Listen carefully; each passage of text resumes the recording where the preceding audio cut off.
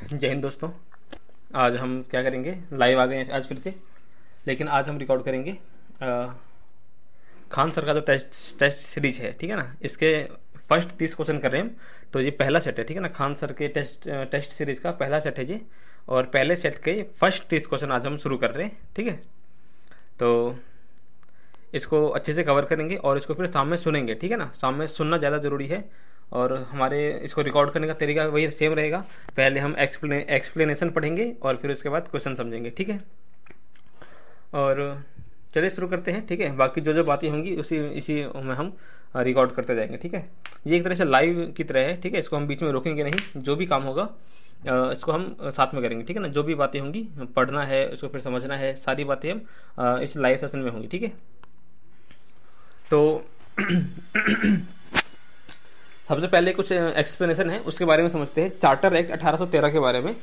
तो charter act 1813 के माध्यम से ब्रिटिश ईस्ट इंडिया कंपनी इसके पास चाय और चीनी का अधिकार बना रहा, चाय और चीन का अधिकार बना रहा। बाकी सारे व्यापारिक एकाधिकार समाप्त कर दिए गए, ठीक है। किससे? चार्टर एक्ट 1813 से ईस्ट इंडिया कंपनी का चाय और चाइना के साथ व्यापार बना रहा। बाकी सारे व्यापार खत्म हो गए, ठीक है। फिर क्या है, दूसरा क्या है? हाँ, इस अधिनियम के माध्यम से कंपनी के कब्जे वाले भारतीय क्षेत्र पर ब्रिटिश क्राउन की संप्रभुता को मजबूत कर दिया गया, ठीक है। मतलब क्या हुआ कि ब्रिटिश क्राउन की जो संप्रभुता है वो स्थापित कर दिया गया। कहां पर स्थापित कर दिया गया? जो भी क्षेत्र था, ठीक है ना, ईस्ट इंडिया कंपनी के क्षेत्र के अंतर्गत जितने भी भारत का जितना क्षेत्र आता था, उन सबकी संप्रभुता किसके पास चली गई? ब्रिटिश ईस्ट इंडिया कंपनी के पास चली गई थी, ठीक है। अगला पॉइंट क्या है? हाँ, इस अधिनियम के माध्यम से 20 साल के लिए कंपनी के अधिकार को और राजस्व को बढ़ा दिया गया था। लेकिन ये जो इसका अधिकार और राजस्व बढ़ाया गया था वो ब्रिटिश क्राउन की संप्रभुता के विपरीत नहीं था, ठीक है। अब इसके बाद क्या देखना है? 1858 एक्ट के माध्यम से भारत के राजस्व को ब्रिटिश संसद के प्रत्यक्ष नियंत्रण में लाया गया, ठीक है। जब ब्रिटिश कैबिनेट मंत्री के अधीन राज्य सचिव का पद सृजित किया गया और विशेष रूप से राजस्व के प्रशासन में उनकी सहायता के लिए भारतीय परिषद का गठन किया गया। ये क्या है, इसको समझते हैं। समझते हैं इसको, 1858 के एक्ट को। तो हाँ, भारत का जो राजस्व है, ठीक है ना, भारत के राजस्व पर पहले तो ब्रिटिश ईस्ट इंडिया कंपनी का प्रभुत्व था। फिर बाद में क्या हुआ? ब्रिटिश संसद का प्रभुत्व हो गया, ठीक है ना। ब्रिटिश संसद ने भारत के राजस्व पर कब्जा कर लिया। तो ये कब किया था? ये किया था 1858 के एक्ट से, ठीक है ना। कैसे किया था? तो 1858 के एक्ट में क्या था? एक भारतीय राजस्व, ठीक है ना, भारतीय राजस्व के लिए एक भारत सचिव का पद बनाया गया। और इसी के माध्यम से क्या हुआ? भारत के राजस्व पर ब्रिटिश संसद का कब्जा हो गया, ठीक है। ये तो हमने देखा इसका एक्सप्लेनेशन। अब देखेंगे इसका क्वेश्चन क्या है, ठीक है। एक मिनट रुकेगा। आप भी क्या करें, जब इसको सुन रहे हैं ना, तो सुनने के साथ क्या करेंगे, इसको खोल लेंगे। क्या खोल लेंगे? ये जो पीडीएफ है इसको क्या करेंगे, एक बार ओपन कर लेंगे। मैं भी ओपन कर रहा हूँ, एक मिनट रुकिएगा, लोड हो रहा है।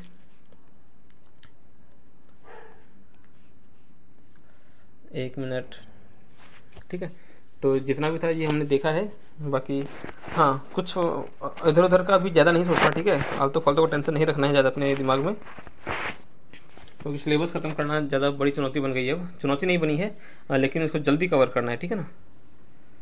तो पीडीएफ मेरे को मिल नहीं रहा, चलिए ऐसे ही देख लेते हैं, ठीक है ना। पीडीएफ तो नहीं मिल रहा, ऐसे ही देख लेते हैं। तो क्वेश्चन क्या है इसको समझते हैं।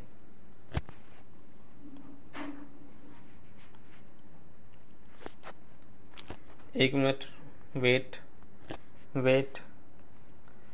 करिएगा अभी। हाँ, तो अब देखते हैं सर क्वेश्चन क्या है, ठीक है। क्वेश्चन क्या लिखा है?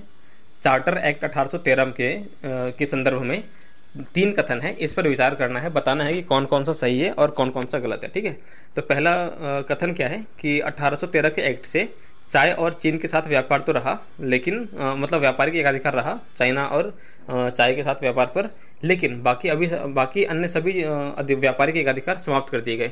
तो ये सेंटेंस बिल्कुल सही है, ठीक है ना। ऐसा ही हुआ था 1813 के चार्टर एक्ट से। फिर दूसरा क्या है? 1813 के चार्टर एक्ट से ही कंपनी के अधिकार वाले भारतीय क्षेत्रों पर ब्रिटिश क्राउन की संप्रभुता स्थापित हो गई। ये भी बिल्कुल सही बात है। और फिर तीसरा क्या है? भारत का राजस्व अब ब्रिटिश संसद के नियंत्रण में आ गया। ये गलत है, ठीक है ना। क्यों? क्योंकि भारत का राजस्व जो है वो ब्रिटिश संसद के नियंत्रण में आया था 1858 के एक्ट से, ठीक है ना कि 1813 के चार्टर एक्ट से, ठीक है। और नेक्स्ट क्वेश्चन हमारा देखते हैं अब। हाँ, नेक्स्ट एक्सप्लेनेशन क्या है उसको समझते हैं। 42 पेज नंबर पर है ये।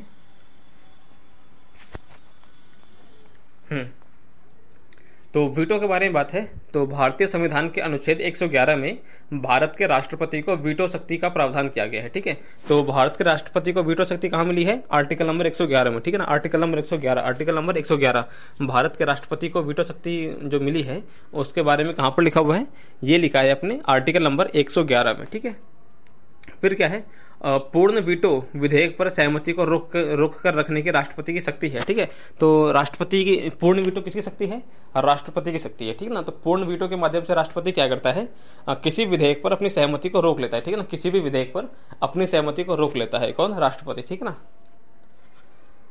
इसके बाद क्या है? हाँ, राष्ट्रपति 2 मामलों में पूर्ण वीटो का यूज करता है। ठीक है, राष्ट्रपति सिर्फ कितने मामलों में? सिर्फ 2 ही मामलों में पूर्ण वीटो का यूज करता है। पहला क्या है? अगर वो जो विधेयक है, ठीक है ना, अगर कोई विधेयक कोई निजी सदस्य पारित करे, ठीक है ना, यानी कि एक निजी विधेयक हो तो राष्ट्रपति उस पर पूर्ण वीटो का यूज करता है, कर सकता है। और दूसरा क्या है? जब कैबिनेट राष्ट्रपति दूसरा कंडीशन क्या है? जब कैबिनेट जो है वो एक विधेयक पारित कर दे और राष्ट्रपति अपना कोई भी निर्णय दे, इससे पहले क्या होता है? वो कैबिनेट यानी लोकसभा भंग हो जाती है, यानी या फिर वो कैबिनेट टूट जाता है। ठीक है ना, सरकार गिर जाती है। तो उसके बाद फिर नई सरकार जो बनती है वो क्या करती है? मना करती है कि भाई आप क्या करो, इस पर सहमति मत दो। तब तो राष्ट्रपति क्या करता है? उस पर पूर्ण वीटो का यूज करता है। ठीक है, तो 2 केस हमें मालूम पड़ गए। फिर इसके बाद क्या लिखा हुआ है? हाँ, निलंबित वीटो का यूज पहली बार संसद द्वारा पारित लाभ के पद विधेयक 2006 में किया गया था। ठीक है, तो निलंबित वीटो जो है, कौन सा वीटो? वीटो 3-4 तरह के होते हैं। तो ये जो निलंबित वीटो है, ठीक है, तो निलंबित वीटो का यूज कब किया गया था? 2006 में किया गया था। ठीक है ना, पहली बार निलंबित वीटो का यूज कब किया गया था? 2006 में किया गया था। और कौन से विधेयक पर किया गया था? तो एक विधेयक आया था लाभ के पद। ठीक है ना, 2006 में एक विधेयक आया था लाभ का पद। इसी विधेयक पर पहली बार निलंबित वीटो का यूज किया था राष्ट्रपति ने। ठीक है, और इस टाइम पर कौन थे? इस टाइम पर जो भारत के राष्ट्रपति थे 2006 में, कौन थे? APJ अब्दुल कलाम थे। ठीक है ना, कौन थे? APJ अब्दुल कलाम थे। तो इन्होंने भले ही वो तो कर दिया, इन्होंने वापस कर दिया था, लेकिन फिर वही सरकार ने दोबारा ऐसे पारित कर दिया, तो फिर उनको फिर अपनी सहमति देनी पड़ी थी। ठीक है, तो 2 क्वेश्चन हो गया हमारा। अब क्वेश्चन देखते हैं क्या लिखा है। ठीक है, तो क्वेश्चन क्या है? पूर्ण वीटो के संबंध में 2 कथन है, इस पर विचार करना है। ठीक है, तो पहला कथन क्या है? निजी विधेयकों में वीटो का प्रयोग किया जा सकता है। बिल्कुल ठीक है। ठीक है ना, क्योंकि निजी विधेयक में वीटो पावर हम यूज कर सकते हैं, राष्ट्रपति यूज कर सकता है। दूसरा क्या है? पूर्ण वीटो का प्रयोग, ठीक है, मतलब निजी विधेयक में पूर्ण वीटो का यूज कर सकते हैं। बिल्कुल सही बात है। और दूसरा स्टेटमेंट क्या है? पूर्ण वीटो का यूज पहली बार लाभ के पद विधेयक 2006 के लिए किया गया था। नहीं, ये गलत है। लाभ का पद जो है, इस पर जो वीटो लगाया गया था, ये पूर्ण वीटो नहीं था, ये क्या था? निलंबित वीटो था। ठीक है, तो दूसरा स्टेटमेंट हमारा गलत हो गया। ठीक है, अब देखते हैं तीसरा क्वेश्चन क्या लिखा हुआ है। तो 1992 में 73वें संविधान संशोधन के माध्यम से संविधान में एक नई अनुसूची जोड़ी गई थी। कौन सी अनुसूची थी वो? ये थी 11वीं अनुसूची। ठीक है, तो 1992 में जो 73वां संविधान संशोधन हुआ था, तो उसमें कौन सी अनुसूची जोड़ी गई थी? तो ये थी अपनी 11वीं अनुसूची। ठीक है ना, कौन सी अनुसूची? 11वीं अनुसूची को जोड़ा गया था 1992 में 73वां संविधान संशोधन के माध्यम से। ठीक है, ये 11वीं अनुसूची है, इसमें क्या डाला गया? इसमें पंचायती राज है, ठीक है ना, पंचायती राज संस्था जो है इसके काम डाले गए। ठीक है ना, इसमें क्या हुआ? पंचायती राज के काम डाले गए। कौन से काम? पंचायती राज के काम। कितने काम है? 29 विषय मिले हैं। ठीक है ना, इनको काम करने के लिए 29 विषय दिए गए हैं। 29 इसको डाला गया है 11वीं अनुसूची में। ठीक है, फिर क्या है? तो 1992 का जो संशोधन हुआ था, तो इसमें 2 बातें हुई। पहला क्या हुआ? एक तो 11वीं अनुसूची जोड़ा गया था। इसके साथ में क्या हुआ? संविधान का एक और भाग जोड़ा गया। ठीक है ना, एक चैप्टर और जोड़ा गया। वो चैप्टर का क्या था? पंचायत। ठीक है ना, पंचायत नाम का एक नया चैप्टर जोड़ा गया था। चैप्टर नंबर क्या था? यह चैप्टर नंबर 9। ठीक है ना, संविधान का भाग 9 था, इसमें जोड़ा गया था पंचायत। ठीक है, अब इसमें जो पंचायत है इसके बारे में आर्टिकल कहाँ से कहाँ तक दिया है, यानी कि जो संविधान का भाग 9 है उसमें कहाँ से कहाँ तक आर्टिकल दे रखा है?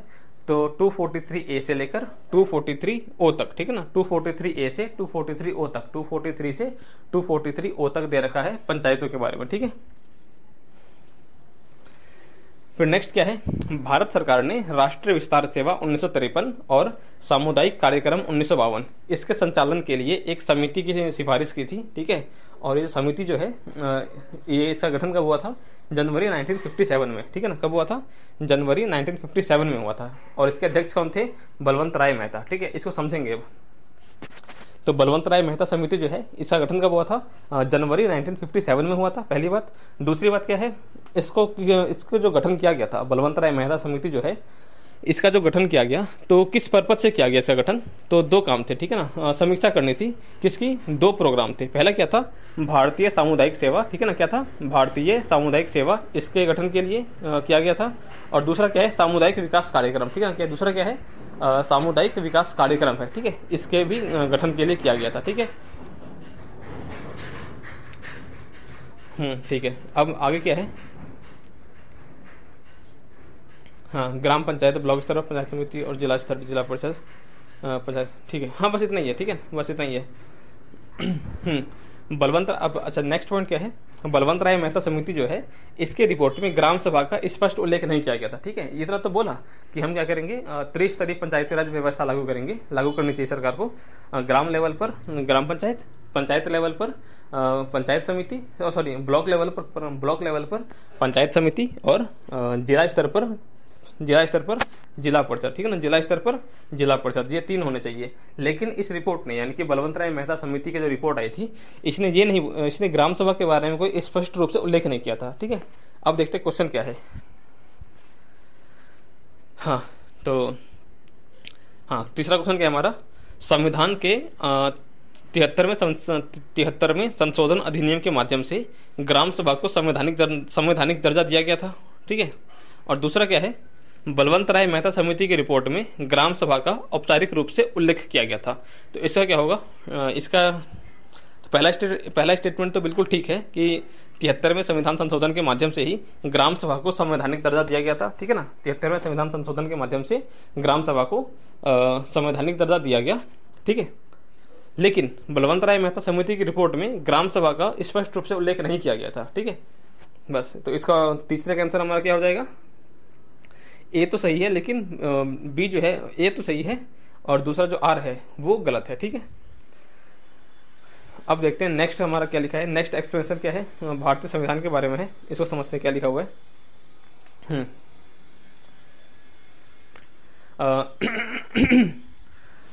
महात्मा गांधी ने 1939 में हरिजन पत्रिका में अपना लेख लिखा था, द ओनली वे, ठीक है। इसी में लिखा था कि संविधान सभा अकेले ही देश के लिए एक स्वदेशी संविधान बना सकती है और सही मायने में ये पूरी तरह से लोगों की इच्छा का प्रतिनिधित्व कर सकती है, ठीक है। तो ये जो स्टेटमेंट है, ठीक है ना, स्टेटमेंट क्या है, संविधान सभा अकेले ही देश के लिए एक स्वदेशी संविधान बना सकती है और सही मायने में पूरी तरह से लोगों की इच्छा का प्रतिनिधित्व कर सकती है। ये बात किसने बोला था, ये बोला था महात्मा गांधी ने, ठीक है ना। किसने बोला था, महात्मा गांधी ने बोला था। कहाँ बोला था, तो इनकी एक पत्रिका आती थी, ठीक है ना, कौन सी, हरिजन नाम की पत्रिका में गांधी जी ने बोला था। कब बोला था, 1939 में, ठीक है ना। कब बोला था, तो 1939 में बोला था। और इस पत्रिका में, ठीक है ना, हरिजन पत्रिका में इनका एक लेख आया था। लेख का कौन सा लेख आया था, द ओनली वे, ठीक है ना। कौन सा लेख आया था, द ओनली वे आया था, ठीक है।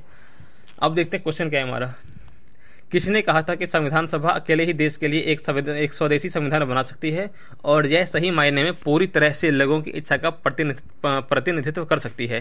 तो ये कहा था महात्मा गांधी ने, ठीक है ना। बस टेस्ट सीरीज के माध्यम से ऐसे ही सवाल जो है ना वो हमें क्या करते हैं, ध्यान में रहते हैं। हम ऐसे ये सब फैक्ट है ना, ये बुक में नहीं मिल पाते। अगर बुक में अगर पहली बात तो मिलते नहीं है, और बाकी ऐसे क्वेश्चन जो बुक में मिलते भी हैं हमें, ठीक है ना। ऐसे ग्राम सभा जो है, नगर पंचायत, सॉरी बलवंत राय मेहता समिति जो थी, इसने ग्राम सभा के बारे में स्पष्ट रूप से चर्चा किया था कि नहीं किया था, ये बात बुक में नहीं लिखी है, ठीक है। ये बात हमें कहाँ मालूम पड़ती है, और ये बात हमें कहाँ मालूम पड़ती है, टेस्ट सीरीज में, ठीक है। तो टेस्ट सीरीज जितना ज़्यादा हो सकता है हम उतना ज़्यादा सॉल्व करेंगे, पढ़ेंगे, उसको समझेंगे, याद करेंगे, ठीक है। तो जाकर हमारा क्या होगा, ज़्यादा हमारी पकड़ जो है प्रीलिम्स में पकड़ ज़्यादा मजबूत होगी, ठीक है। फिर देखते हैं नेक्स्ट क्वेश्चन क्या हमारा, अभी तो हमारा 3 ही क्वेश्चन हुआ है। और टाइम कितना हो गया है हमारा, 14-15 मिनट हो गया है, और हमारे क्वेश्चन कितने में, सिर्फ और सिर्फ 3। तो कोई बात नहीं, टाइम लगाइए, 1 घंटा लगाइए, 30 क्वेश्चन याद करिए 1 घंटे में, और फिर आगे बढ़िए। हाँ, फिर नेक्स्ट क्वेश्चन हमारा देखने क्या लिखा है। संविधान के तहत किसी भी व्यक्ति को राज्य की विधानसभा या विधान परिषद का सदस्य चुने जाने के लिए और सदस्य बनाने के लिए अयोग्य ठहरा जाएगा यदि वो क्या करेगा, किसी लाभ के पद पर हो, ठीक है, यदि वो मानसिक रूप से विक्षिप्त हो या फिर न्यायालय ने उसे मानसिक रूप से विक्षिप्त घोषित कर रखा हो तो भी उसको हटा देंगे। अगर लाभ के पद पर है तो भी हटा देंगे। अगर वो दिवालिया है तो भी उसको हटा देंगे। अगर वो भारत का नागरिक नहीं है तो भी उसको ना तो हम ना, अगर नागरिक नहीं है तो भी ना उसे हम क्या करेंगे, ना तो सांसद बनाएंगे और ना ही विधायक बनाएंगे, ठीक है। हाँ ठीक है, या तो भारत का नागरिक नहीं हो या फिर किसी देश की, दूसरे देश की नागरिकता ले ली हो तो भी नहीं बन सकता, ठीक है। और लास्ट में और क्या है, अगर संसद कोई नया कानून बना दे कि भाई हम क्या कर रहे हैं, अयोग्य बनाने के लिए एक नया फॉर्मूला, एक मापदंड सेट कर रहे हैं, तो अगर उसके हिसाब से भी अगर वो बंदा अनफिट हो रहा है तो उसको भी हम क्या करेंगे, मना कर देंगे। तो क्वेश्चन क्या लिखा है, भारत के संविधान के अनुसार निम्नलिखित में से कौन राज्य विधानमंडल की सदस्यता की अयोग्यता के आधार है, ठीक है ना। मतलब किसी सदस्य को अयोग्य ठहराने के लिए क्या क्या आधार, किस किस बेस पर हम क्या करते हैं, किसी को अयोग्य ठहराते हैं। तो पहला बेस क्या है, पहला आधार क्या है, वो दिवालिया हो, बिल्कुल सही। दूसरा क्या है, उसे सरकारी ठेकों, कार्यों और सेवाओं में कोई रुचि नहीं होनी चाहिए, ठीक है, तो ये भी गलत हो गया। तीसरा क्या हो गया, उसे भ्रष्टाचार के आरोप में सरकारी सेवा से बर्खास्त नहीं किया गया हो। तो बस ठीक है, पहला और तीसरा गलत है। देखते हैं पांचवा क्या है, पांचवा का होगा आंसर ए।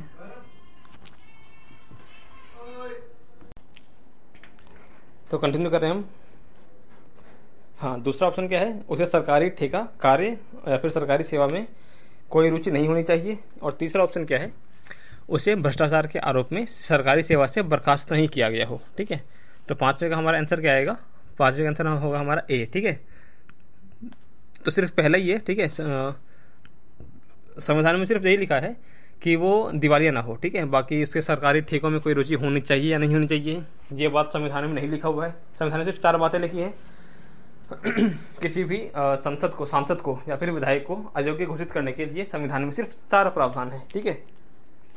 हमने देखा कौन कौन सा, पहला क्या, वो किसी लाभ के पद पर ना हो। दूसरा क्या है, वो दिवालिया ना हो। तीसरा क्या है, वो मानसिक रूप से बीमार ना हो। और चौथा क्या है, वो भारत का नागरिक ना हो, ठीक है। और पांचवा क्या है, वो संसद के द्वारा बनाए गए किसी कानून के तहत अयोग्य ना होता हो, ठीक है। तो बस यही चीजें हैं, यही 4-5 बेसिस है, इसी के आधार पर संविधान में वो लिखा है। बाकी ये और कुछ भी है उससे कोई मैटर नहीं करता, ठीक है। अब देख रहे हैं हम अगला सवाल, ठीक है, थोड़ा हाफ हो गया मैं। तो संविधान सभा की पहली बैठक कब हुई थी, 9 दिसंबर 1946 को, ठीक है ना। संविधान सभा की पहली बैठक कब हुई थी, 9 दिसंबर 1946 को। फिर क्या है, प्रारूप समिति की नियुक्ति, ठीक है ना। प्रारूप समिति जो है इसको कब नियुक्त किया गया था, ये हुआ था अपना 29 अगस्त 1947 को, ठीक है ना। कब हुआ था, 29 अगस्त 1947 को प्रारूप समिति की नियुक्ति हुई थी। और फिर क्या है, भारत के संविधान को कब अपनाया गया था, ये हुआ था अपना 26 नवंबर 1949 को, ठीक है ना। कब हुआ था, 26 नवंबर 1949 को भारत के संविधान को अपनाया गया था। उसके बाद क्या है, भारत के संविधान को लागू कब किया गया, तो ये हुआ था 26 जनवरी 1950 को, ठीक है ना। कब, 26 जनवरी 1950 को। अब क्वेश्चन में क्या लिखा है, ठीक है, क्वेश्चन में चार दे रखी है, 4 घटनाएं दे रखी हैं, इनको कालानुक्रम के हिसाब से सजाना है, ठीक है। तो पहला क्या है, प्रारूप समिति की नियुक्ति। दूसरा क्या है, भारत के संविधान को अपनाया गया और अधिनियमित किया गया। और फिर भारत के संविधान के प्रारंभ होने की तिथि और संविधान सभा की पहली बैठक, ठीक है। तो संविधान सभा की पहली बैठक सबसे पहले हुई, उसके बाद ही प्रारूप समिति का गठन हुआ था। तो संविधान सभा की पहली बैठक कब हुई थी, 9 दिसंबर 1947 को, ठीक है ना। कब हुई थी, 9 दिसंबर 1946, सॉरी माफ कीजिएगा। संविधान सभा की पहली बैठक हुई थी 9 दिसंबर 1946 को, ठीक है। उसके बाद हुआ था प्रारूप समिति का गठन, ठीक है। वो कब हुआ था, प्रारूप समिति का गठन कब हुआ था, ये हुआ था 29 अगस्त 1947 को, ठीक है ना। तो संविधान सभा की पहली बैठक 9 दिसंबर 1946 और प्रारूप समिति की नियुक्ति हुई थी 29 अगस्त 1947, ठीक है। इसके बाद क्या लिखा है क्वेश्चन में, हाँ फिर क्या है, संविधान को अपनाया गया, कब अपनाया गया था, 26 नवंबर 1949 को। और संविधान को लागू किया गया था 26 जनवरी 1950 को, ठीक है, याद रहेगा। अब देखते हैं नेक्स्ट हमारा क्या है।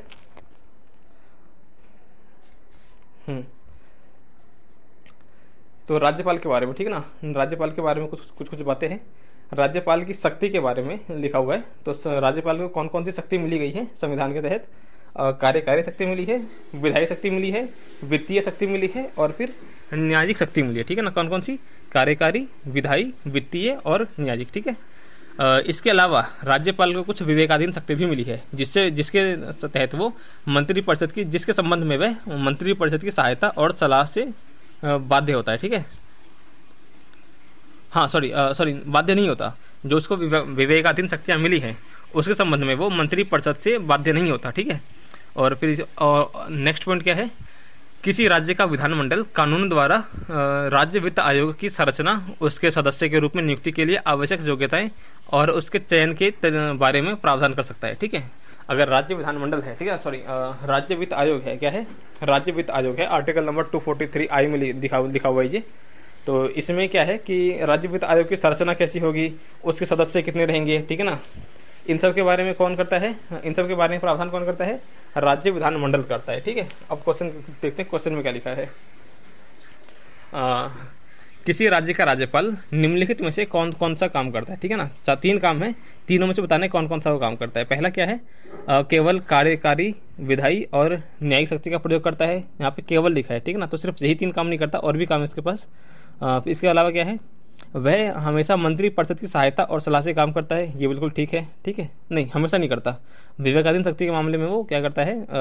अपने मन से अपने अनुसार काम करता है, ठीक है ना। तो हमेशा मंत्रिपरिषद की सहायता से राज्यपाल काम नहीं करता। और फिर तीसरा क्या है? उसके पास राज्य वित्त आयोग के सदस्य को नियुक्त करने और उसको हटाने की शक्ति है। नहीं, ये भी गलत है। तो तीनों ही गलत है, ठीक है ना। तो तीनों में से कौन सा सही है? कोई नहीं, सारे गलत है। 7 का D होगा हमारा, ठीक है। हाँ बिल्कुल ठीक है। अब देखते हैं और नेक्स्ट क्वेश्चन हमारा, ठीक है, 8वां क्वेश्चन है। इसके बाद सुप्रीम कोर्ट के बारे में है। तो सुप्रीम कोर्ट ने भारतीय संविधान के आर्टिकल नंबर 21 के तहत जीवन के अधिकार की व्याख्या करी है, ठीक है ना। तो इसमें क्या लिखा है कि भौतिक पहलुओं से कहीं अधिक को शामिल किया है, ठीक है ना। मतलब जीवन के अधिकार में क्या है? जीवन के अधिकार की व्याख्या करते हुए जीवन को भौतिक पहलुओं से कहीं अधिक महत्व दिया है, ठीक है। इसमें अब सम्मान के साथ जीने का अधिकार भी शामिल है और इसमें और भी चीज़ें हैं, ठीक है ना। जीवन के अधिकार में आर्टिकल नंबर 21 जो है, इसमें जो जीवन का अधिकार है, इसको और भी ज़्यादा क्या किया गया है? विस्तारित किया गया है। जैसे शिक्षा का अधिकार हो गया, स्वस्थ पर्यावरण का अधिकार हो गया, स्वास्थ्य का अधिकार हो गया, भोजन, वस्त्र और मकान जैसी बुनियादी सुविधाएं हैं। इन सब का भी अधिकार जो है वो कहाँ है? आर्टिकल नंबर 21 के जीवन के अधिकार के अंतर्गत ही आता है, ठीक है। फिर क्या है? कई निर्णयों में ऐसे कई डिसीजन हुए हैं जिसमें सुप्रीम कोर्ट ने यह फैसला सुनाया है कि आश्रय का अधिकार, ठीक है, और आजीविका का साधन जीवन के अधिकार में अंतर्निहित है, क्योंकि इन आवश्यकताओं के बिना कोई भी जीवित नहीं रह सकता, ठीक है। सुप्रीम कोर्ट ने कई बार ऐसा बोला भी है कि आजीविका का अधिकार है, ठीक है, आश्रय का अधिकार है, ये सब क्या है? ये सब जीवन के अधिकार के अंतर्गत ही आता है, ठीक है ना। सुप्रीम कोर्ट ने ऐसा बोल रखा है। अब देखते हैं क्वेश्चन क्या है हमारा। 8वां क्वेश्चन में लिखा हुआ है, हाँ, तो सर्वोच्च न्यायालय ने मतलब सुप्रीम कोर्ट ने निम्नलिखित में से किसे जीवन के अधिकार के दायरे में जोड़ा है? पहला क्या है? न्यूनतम वेतन प्राप्त करने का अधिकार। दूसरा क्या है? 100 दिन रोजगार की गारंटी का अधिकार। तीसरा क्या है? सम्मानपूर्वक जीने का अधिकार। और चौथा क्या है? आजीविका का अधिकार, ठीक है। तो इन चारों में से किस किस को आर्टिकल नंबर 21 में जोड़ा गया है? तो सिर्फ 3 और 4 को, ठीक है ना। देखो, न्यूनतम वेतन प्राप्त करने का जो अधिकार है ये डीपीएसपी में है, ठीक है ना। ये डीपीएसपी में लिखा हुआ है, ठीक है ना, इसमें नहीं लिखा हुआ। दूसरा क्या है? 100 दिन के रोजगार गारंटी का अधिकार, ये भी डीपीएसपी के तहत कर सकते हैं, ठीक है। फंडामेंटल राइट नहीं है ये, आर्टिकल नंबर 21 के तहत तो नहीं आता। आर्टिकल नंबर 21 के तहत क्या आता है? सम्मान से जीने का अधिकार और आजीविका का अधिकार, ठीक है। देखते हैं क्या लिखा है फिर इसका। तो हमने बिल्कुल सही बोला, सिर्फ 3 और 4 है, सिर्फ 2, ठीक है ना, बहुत बढ़िया। अब देखते हैं नेक्स्ट क्वेश्चन, ठीक है। 9वां क्वेश्चन क्या लिखा हुआ है? सॉरी, क्वेश्चन 9th क्वेश्चन क्या है? भारत सरकार अधिनियम 1919 की प्रमुख विशेषताओं में से एक है प्रांतों में द्वैध शासन की स्थापना करना, ठीक है। 1919 का जो गवर्नमेंट ऑफ इंडिया एक्ट आया था उसमें कई सारे प्रावधान थे, ठीक है, कई सारे प्रावधान थे। तो उन्हीं में से एक प्रावधान ये भी था कि हाँ प्रांतों में, ठीक है ना, द्वैध शासन की स्थापना करना, ठीक है। तो द्वैध शासन की स्थापना कब की गई? 1919 के एक्ट से की गई थी, ठीक है ना। कहाँ पर? प्रांतों में, ठीक है ना, केंद्र में नहीं, प्रांतों में द्वैध शासन की स्थापना की गई थी, ठीक है। फिर नेक्स्ट क्या है? द्वैध शासन की व्यवस्था के अंतर्गत प्रांतीय सरकार के काम को दो भागों में बांटा गया था, एक था आरक्षित और हस्तांतरित, ठीक है। अब जो आरक्षित विषय है, ठीक है ना, जो आरक्षित विषय है इसमें क्या हो गया? न्याय, प्रशासन, भू राजस्व, वित्त, पुलिस, ये सब क्या है? आरक्षित विषय में थे, ठीक है। जबकि हस्तांतरित मामले में क्या था? स्थानीय स्वशासन हो गया, शिक्षा, स्वास्थ्य, कृषि, ये सब क्या है? हस्तांतरित विषय थे, ठीक है।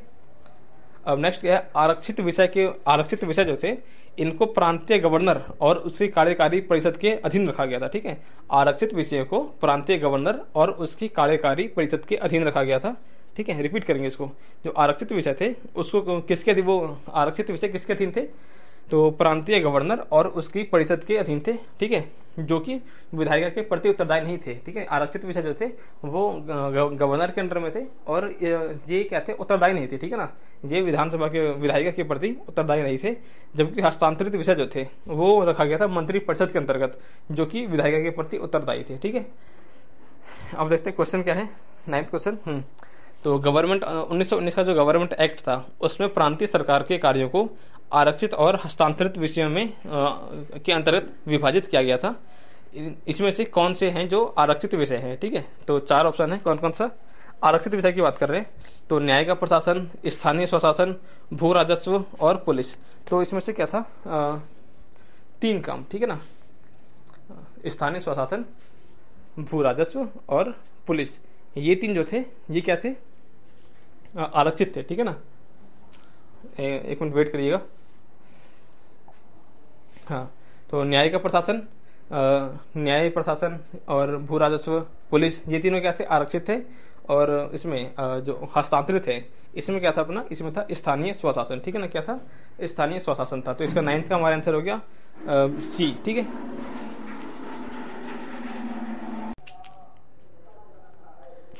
तो आगे बढ़ते हैं। 9 सवाल हो गए। अब 10वां सवाल क्या है, ठीक है। 10वां सवाल समझते हैं क्या है। हाँ, संसद के दोनों सदन, ठीक है ना, पहले वही एक्सप्लेनेशन को हम पहले पढ़ रहे हैं और उसके बाद फिर क्वेश्चन आंसर ट्राई कर रहे हैं, ठीक है। तो संसद के दोनों सदनों के मनोनीत सदस्य, ठीक है, संसद के जो दोनों सदन हैं उसके मनोनीत सदस्य, राज्य विधानसभा के मनोनीत सदस्य, राज्य विधान परिषद के सदस्य, ठीक है, निर्वाचित और मनोनीत दोनों, और दिल्ली और पुडुचेरी विधानसभा के मनोनीत सदस्य, ये सब राष्ट्रपति के चुनाव में भाग नहीं लेते, ठीक है। इसको समझेंगे, राष्ट्रपति के चुनाव में कौन कौन भाग नहीं लेता। पहला क्या हो गया? संसद के दोनों सदन, ठीक है ना, लोकसभा और राज्यसभा दोनों सदनों के मनोनीत सदस्य भाग नहीं लेते, ठीक है ना। पहला तो ये हो गया। दूसरा क्या है? राज्यसभा के जो मनोनीत सदस्य हैं, ठीक है ना, राज्य विधानसभा के जो मनोनीत सदस्य हैं वो भी भाग नहीं लेते, ठीक है। तो संसद और विधानसभा दोनों के मनोनीत सदस्य भाग नहीं लेते, ठीक है। 2 पॉइंट हो गया। फिर क्या है? राज्य विधान परिषद जो है, ठीक है ना, उसका कोई सा भी मेंबर भाग नहीं लेता, ठीक है ना। क्यों? क्योंकि किसी राज्य में विधान परिषद है, किसी राज्य में विधान परिषद नहीं है, तो इससे क्या है कि वोट कम ज़्यादा हो जाते हैं, ठीक है ना, उसका वैल्यू कम हो जाता है। तो राज्य विधान परिषद का ना तो राज्य विधान परिषद से ना तो निर्वाचित मेंबर ही वोट देता है और ना ही राज्य विधान परिषद का मनोनीत सदस्य वोट देता है, ठीक है। इसके अलावा क्या है? दिल्ली और पुडुचेरी विधानसभा के जो सदस्य हैं, दिल्ली और पुडुचेरी विधानसभा के जो मनोनीत सदस्य हैं वो भी राष्ट्रपति के चुनाव में भाग नहीं लेते, इतना याद रहेगा। फिर नेक्स्ट क्या है? राष्ट्रपति का निर्वाचन प्रत्यक्ष रूप से जनता द्वारा नहीं बल्कि निर्वाचक मंडल के द्वारा किया जाता है, जिसमें कौन कौन शामिल है? दोनों सदनों के निर्वाचित सदस्य, ठीक है। और फिर क्या है? विधानसभा, ठीक है ना, राज्य की सिर्फ विधानसभा के निर्वाचित सदस्य, और केंद्र शासित प्रदेश दिल्ली और पुडुचेरी के विधानसभा के निर्वाचित सदस्य, ठीक है। ये सब क्या है? भाग लेते हैं। अब देखते हैं क्वेश्चन क्या है। हाँ, तो राष्ट्रपति के निर्वाचन में कौन भाग लेता है? तो पहला क्या है हमारे पास? संसद के दोनों सदनों के मनोनीत सदस्य, पहला गलत। दूसरा क्या है? राज्य विधानसभा के निर्वाचित सदस्य, बिल्कुल ये लेते हैं भाग। तीसरा क्या है? राज्य विधानसभा के मनोनीत सदस्य, ये भी गलत। और चौथा क्या है?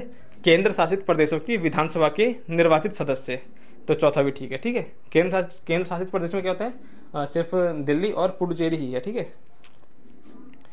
तो 10वां का क्या हो गया हमारा? बी हो गया, ठीक है ना, यानी कि सिर्फ टू और फोर का मतलब क्या हुआ, राज्य की विधानसभा के निर्वाचित सदस्य और केंद्र शासित प्रदेश की विधानसभा के निर्वाचित सदस्य, ये दोनों क्या करते हैं, भाग लेते हैं। अब देखते हैं अगला नेक्स्ट क्वेश्चन क्या है हमारा 11वां। तो राष्ट्र, हाँ क्या है, पहले वही पढ़ते हैं एक्सप्लेनेशन क्या लिखा है। तो राष्ट्रपति निर्देश दे सकता है कि वो ऐसे अपवादों और संशोधनों के अधीन, जैसा कि वह निर्दिष्ट कर सकते हैं, केंद्र शासित प्रदेश पर लागू होते हैं। रिपीट करेंगे इसको, राष्ट्रपति निर्देश दे सकता है कि वो ऐसे अपवाद और संशोधनों के अधीन, जैसा कि वो निर्दिष्ट कर सकता है, वो केंद्र शासित प्रदेश पर लागू होते हैं। ठीक है, समझ नहीं आया कोई बात नहीं। नेक्स्ट पॉइंट क्या है, राज्य विधायिका नगर पालिका द्वारा खाता जो है अकाउंट, उसके रखरखाव और ऐसे खातों की लेखा परीक्षा के संबंध में प्रावधान कर सकती है। ठीक है, दूसरा पॉइंट। और फिर तीसरा पॉइंट क्या है, यह अधिनियम प्रत्येक नगर पालिका के लिए 5 साल के कार्यकाल का प्रावधान करता है। ठीक है, हालांकि इसका कार्यकाल पूरा होने से पहले इसे भंग किया जा सकता है। ठीक है, रिपीट करेंगे इसको। ठीक है, समझेंगे दोबारा से। राज्य विधायिका जो है वो नगर पालिका के क्या करती है, जो अकाउंट है उसका रखरखाव करती है। ठीक है, और उनका क्या करती है, ऑडिटिंग करती है। ठीक है, कौन करता है, राज्य विधायिका करती है। ठीक है, फिर क्या है, यह अधिनियम जो है प्रत्येक नगर पालिका के लिए 5 साल के कार्यकाल का प्रावधान करता है, और फिर इसका कार्यकाल पूरा होने से पहले इसे भंग किया जा सकता है। देखते हैं क्वेश्चन क्या लिखा है। ठीक है, इसके बारे में।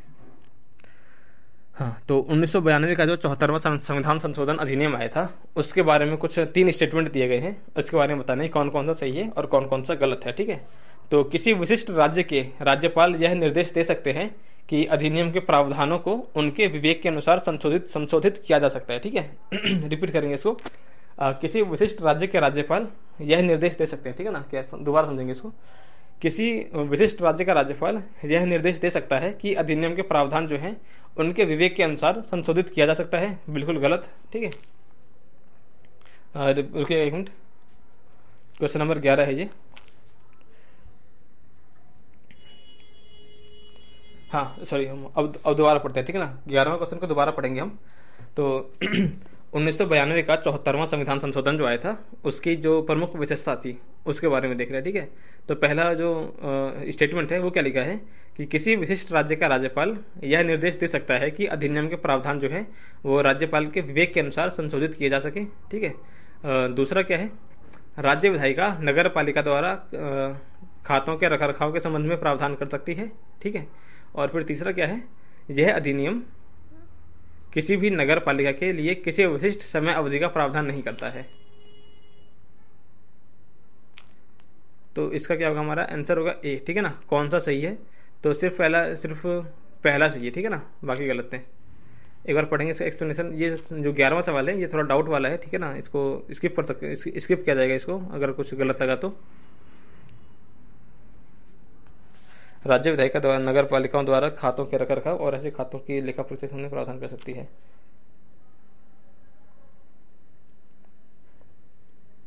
चलिए ठीक है,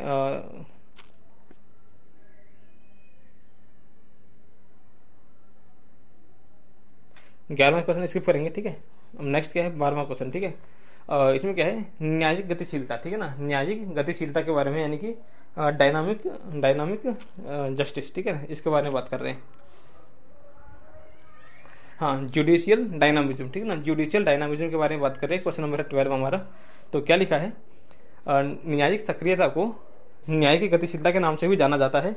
न्यायिक सक्रियता जो है वो नागरिकों के अधिकारों की सुरक्षा और समाज में न्याय को बढ़ावा देने में न्यायपालिका की सक्रिय भूमिका को दर्शाती है। ठीक है, देखो न्यायिक सक्रियता जो है, ठीक है ना, रिपीट करेंगे इसको, न्यायिक सक्रियता जो है इसको हम क्या बोलते हैं, इसको न्यायिक गतिशीलता भी कहते हैं। ठीक है ना, न्यायिक सक्रियता इक्वल टू न्यायिक गतिशीलता।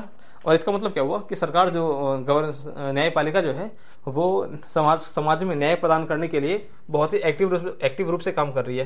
तो इसी को हम बोलते हैं न्यायिक गतिशीलता। ठीक है, फिर आगे क्या लिखा है, जो न्यायिक सक्रियता है, ठीक है ना, जुडिशियल एक्टिविज्म, इसमें क्या है, इसका तात्पर्य सरकार के अन्य 2 अंगों को अपने संवैधानिक कर्तव्यों के निर्वहन के लिए बाध्य करने में न्यायपालिका की मुखर भूमिका से है। रिपीट करेंगे, समझेंगे इसको। जो न्यायिक सक्रियता है इसका अर्थ क्या हुआ, सरकार के अन्य 2 अंग यानी कि विधायिका और कार्यपालिका, इनको सरकार संवैधानिक कर्तव्य, ठीक है ना, जो जो जो संवैधानिक कर्तव्य बनते हैं उनके निर्वहन के लिए बाध्य करती है। ठीक है, कौन? न्यायपालिका। इसको भी हम क्या कहते हैं?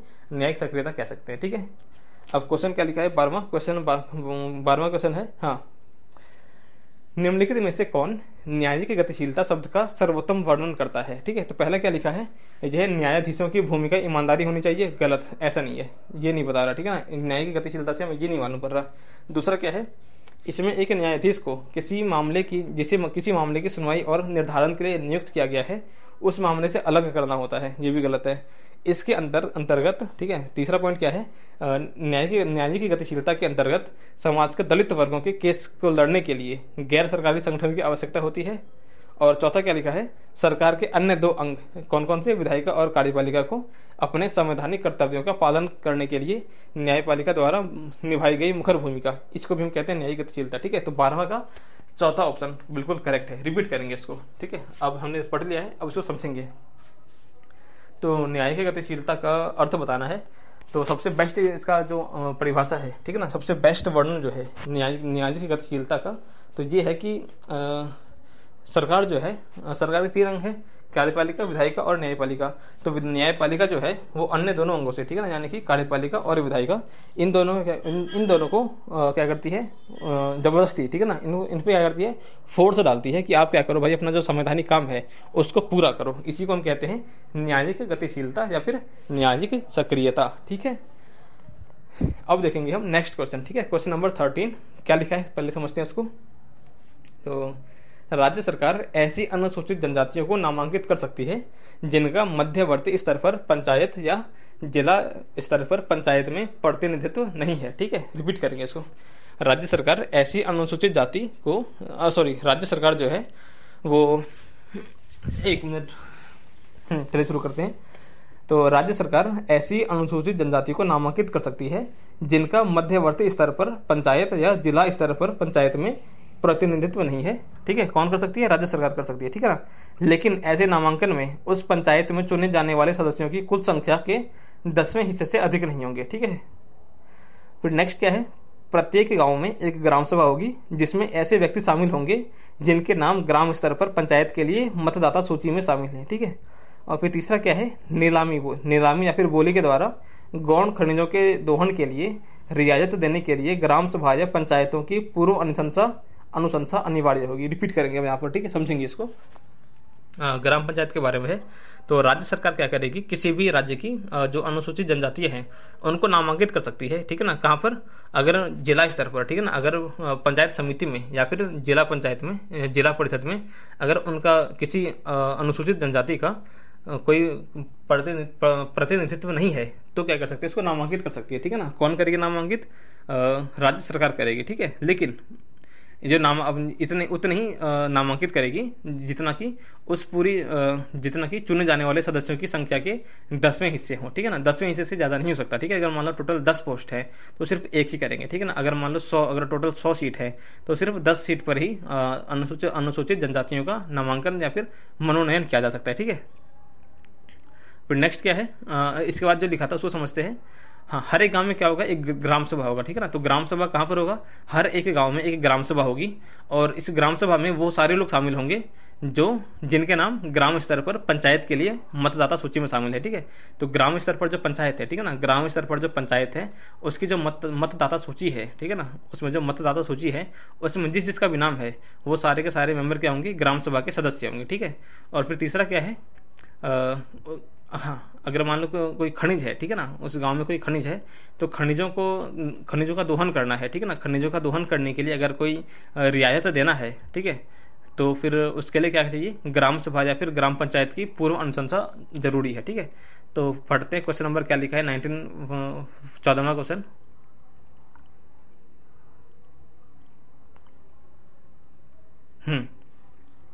तो पेशा एक्ट क्वेश्चन क्या है हमारा?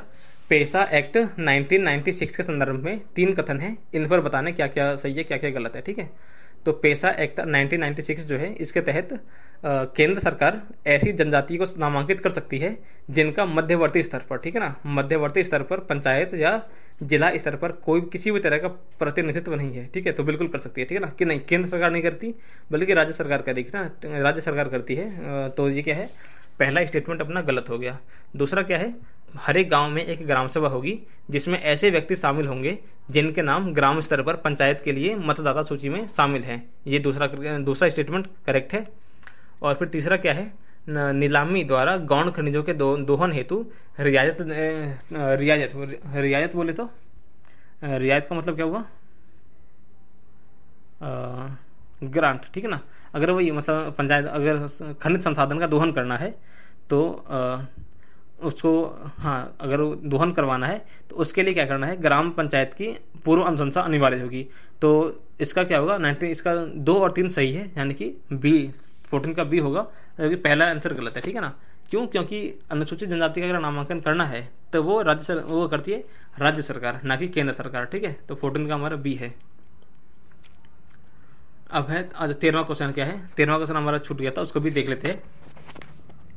तो संविधान में आर्टिकल नंबर 117 है, इसमें प्रावधान है कि टैक्स लगाने वाला विधेयक, ठीक है, कर लगाने वाला विधेयक या संशोधन केवल राष्ट्रपति की सिफारिश पर ही पेश किया जा सकता है, ठीक है ना। और ऐसा प्रावधान करने वाला विधेयक राज्यों की परिषद में नहीं जाएगा। अब रिपीट करेंगे, समझेंगे इसको। आर्टिकल नंबर 117 में क्या लिखा हुआ है कि अगर कोई धन विधेयक है, ठीक है ना, टैक्स लगाने वाला अगर कोई विधेयक है या फिर संविधान में संशोधन करने वाला विधेयक है, तो उसको पेश करने से पहले क्या चाहिए, राष्ट्रपति की पूर्वानुमति चाहिए, ठीक है।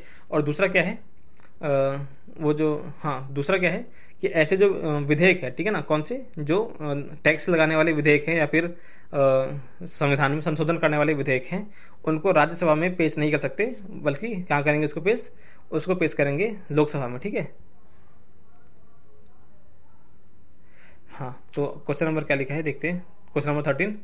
तो किसी संविधान के, भारतीय संविधान के किस अनुच्छेद के तहत राष्ट्रपति की अनुशंसा के बिना कर लगाने वाला विधेयक विधानमंडल में प्रस्तुत नहीं किया जा सकता। तो ये हो गया अपना आर्टिकल नंबर 117। अच्छा, इसमें ध्यान क्या रखना है, हमें कुछ गलत पढ़ लिया था। तो संविधान संशोधन नहीं था, बल्कि टैक्स के संबंध में अगर कोई संशोधन करना है उसके लिए था ना, जो हमने संशोधन वर्ड यूज़ किया वो क्या था, टैक्स में अगर कोई संशोधन करना है तो उसके लिए राष्ट्रपति से हमें पूर्वानुमति चाहिए। और फिर उसको, हाँ, अगर टैक्स में हमने कोई संशोधन किया तो उसके लिए उस वैसा विधेयक जो है वो लोग राज्यसभा में पारित नहीं कर सकते, वो सीधा जाएगा कहाँ पर, वो जाएगा सीधा अपने लोकसभा में, ठीक है। अब देखते हैं 15वां क्वेश्चन क्या है, समझते हैं 15वां क्वेश्चन को। विधानसभा उपाध्यक्ष को पत्र लिखकर इस्तीफा देता है, बहुत हमें पता ये चीज़। तो फिर दूसरा क्या है, विधानसभा अध्यक्ष जो है वो विधानसभा की प्रक्रिया और कार्य संचालन के नियम के से संबंधित भारतीय संविधान के प्रावधानों का अंतिम व्याख्याता होता है, ठीक है। तो मतलब क्या हुआ कि विधानसभा किस तरह से काम करेगी, ठीक है ना, विधानसभा की प्रक्रिया और विधानसभा का कार्य संचालन, इसके बारे में जो जो प्रावधान है, जो जो नियम है, उसके बारे में अंतिम व्याख्या कौन करता है इस चीज़ की, तो ये करता है अपना विधानसभा अध्यक्ष, ठीक है। तो क्वेश्चन क्या लिखा है, 15वां क्वेश्चन क्या लिखा है, विधानसभा अध्यक्ष के संबंध में 2 कथन हैं, दोनों के बारे में बताने कौन सा सही है। तो पहला क्या है, विधानसभा अध्यक्ष मुख्यमंत्री को पत्र देता है, वो इस्तीफा देता है, गलत। वो किसको देता है, विधानसभा के उपाध्यक्ष को देता है, तो पहला गलत हो गया। और दूसरा क्या है, विधानसभा की प्रक्रिया और कार्य संचालन के बारे में अंतिम व्याख्या कौन करता है, अंतिम व्याख्याता कौन होता है, वो होता है अपना विधानसभा का अध्यक्ष। ये हमारा बिल्कुल करेक्ट है, ठीक है ना। तो सही केवल बी है, ठीक है। 15 हो गया। अब देखते हैं 16वां क्वेश्चन क्या है। चलिए शुरू करते हैं। हाँ, तो संविधान के भाग 15 में क्या लिखा है, निर्वाचन के बारे में, ठीक है ना। निर्वाचन के बारे में कहाँ पर लिखा हुआ है, संविधान के भाग 15 में लिखा हुआ है, ठीक है। फिर कुछ विशेष वर्ग के लिए विशेष प्रावधान है, ठीक है ना, कुछ वर्गों के संबंध में विशेष प्रावधान दिए गए हैं संविधान में। तो ये कहाँ पर है, संविधान के भाग नंबर 16 में, ठीक है ना, भाग 16 में है। फिर है राजभाषा, तो राजभाषा के बारे में क्या लिखा हुआ है, संविधान के भाग 17 में, ठीक है ना, संविधान के भाग 17 में लिखा है राजभाषा के बारे में। और फिर आपातकालीन प्रावधान जो है इसके बारे में लिखा हुआ है संविधान के भाग 18 में, ठीक है ना, कहाँ लिखा है, 18 में। अब इसको रिपीट करेंगे। भाग 15 में क्या है, निर्वाचन। भाग 16 में क्या है, कुछ वर्गों के लिए विशेष प्रावधान। भाग 17 में क्या है, राजभाषा। और भाग 18 में क्या है, आपातकालीन प्रावधान, ठीक है। तो क्वेश्चन क्या है हमारा 16वां। हाँ, तो वही मैच द फॉलोइंग है, बस याद हो गया, इसी को रिपीट करेंगे, याद रहेगा। अब 17वां क्वेश्चन क्या है, हाँ, ये भी हाई कोर्ट के बारे में है। तो हाई कोर्ट के जो न्यायाधीश हैं, ठीक है ना, उच्च न्याय हाई कोर्ट के न्यायाधीश की जो नियुक्ति है राष्ट्रपति के द्वारा की जाती है। ठीक है, तो हाई कोर्ट के जो जज हैं उनकी नियुक्ति कौन करता है? ये करता है अपना राष्ट्रपति। ठीक है, फिर क्या है, जो मुख्य न्यायाधीश है उनकी नियुक्ति भारत के मुख्य न्यायाधीश और संबंधित राज्य के राज्यपाल के परामर्श के बाद राष्ट्रपति द्वारा की जाती है। रिपीट करेंगे इसको। हाई कोर्ट का जो न्यायाधीश है उसकी नियुक्ति तो राष्ट्रपति कर देता है, ठीक है ना। लेकिन अगर हाई कोर्ट का जो मुख्य न्यायाधीश है इसकी नियुक्ति करना है तो पहले क्या करते हैं, राष्ट्रपति को परामर्श देते हैं, उसके बाद राष्ट्रपति अपॉइंट करता है। तो परामर्श कौन कौन देता है? तो उस राज्य का राज्यपाल देता है, ठीक है। और उसके अलावा जो भारत का मुख्य न्यायाधीश है, ठीक है ना, तो दो आदमी देते हैं, ठीक है। राष्ट्रपति को सलाह देने वाले दो आदमी हैं। पहला कौन है? भारत का मुख्य न्यायाधीश, और दूसरा क्या है? उस राज्य का राज्यपाल, ठीक है ना। क्या है? उस राज्य का राज्यपाल। ये दोनों क्या करते हैं? परामर्श देते हैं, तब जाकर राष्ट्रपति उस हाई कोर्ट का मुख्य न्यायाधीश चुनता है, ठीक है। फिर क्या है, प्रत्येक हाई कोर्ट के लिए एक मुख्य न्यायाधीश और ऐसे अन्य न्यायाधीश होते हैं, बिल्कुल सही है, जिन्हें राष्ट्रपति क्या करता है, समय समय पर नियुक्त करना आवश्यक समझता है। इसके अलावा क्या है, इस प्रकार भारतीय संविधान उच्च न्यायालय का सदस्य संख्या निर्दिष्ट नहीं करता है, ठीक है ना। हाँ, मतलब क्या है, भारत का संविधान जो है इसमें ये नहीं लिखा हुआ है कि हाई कोर्ट में कितने जज होंगे, ठीक है, बल्कि ये क्या है, राष्ट्रपति के विवेक पर डिपेंड करता है। अब क्वेश्चन क्या है, हाँ, तो दो स्टेटमेंट है, दोनों के बारे में बताना है कौन सा सही है कौन सा गलत है। तो पहला स्टेटमेंट क्या है, हाई कोर्ट के न्यायाधीश की नियुक्ति राज्यपाल करता है। गलत। नियुक्ति कौन करता है? राष्ट्रपति करता है,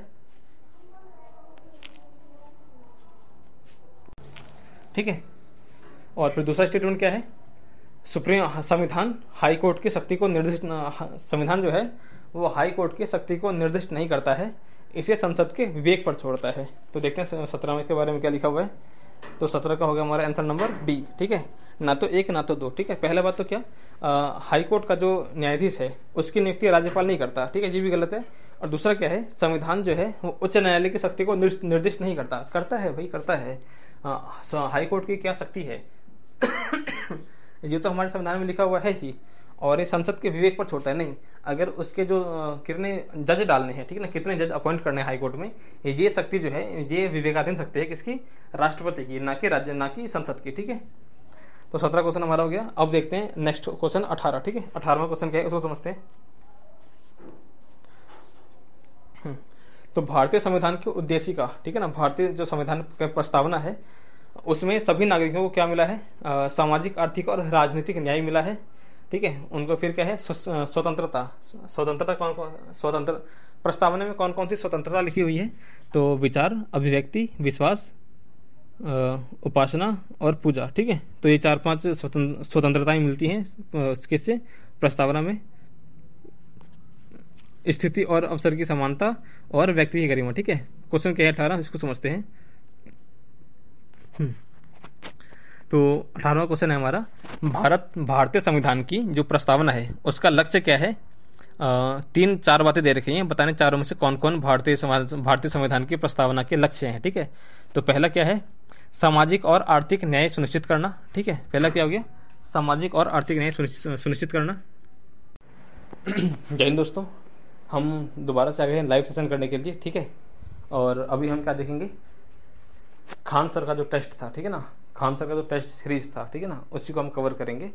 हमने क्या देखा, हमने 17 क्वेश्चन देख लिए थे, अब 13 क्वेश्चन और रह गए, ठीक है ना, उनको भी हम क्या करेंगे, कवर कर लेंगे, ठीक है। चलिए शुरू करते हैं फिर। तो 1 मिनट होल्ड रहिएगा।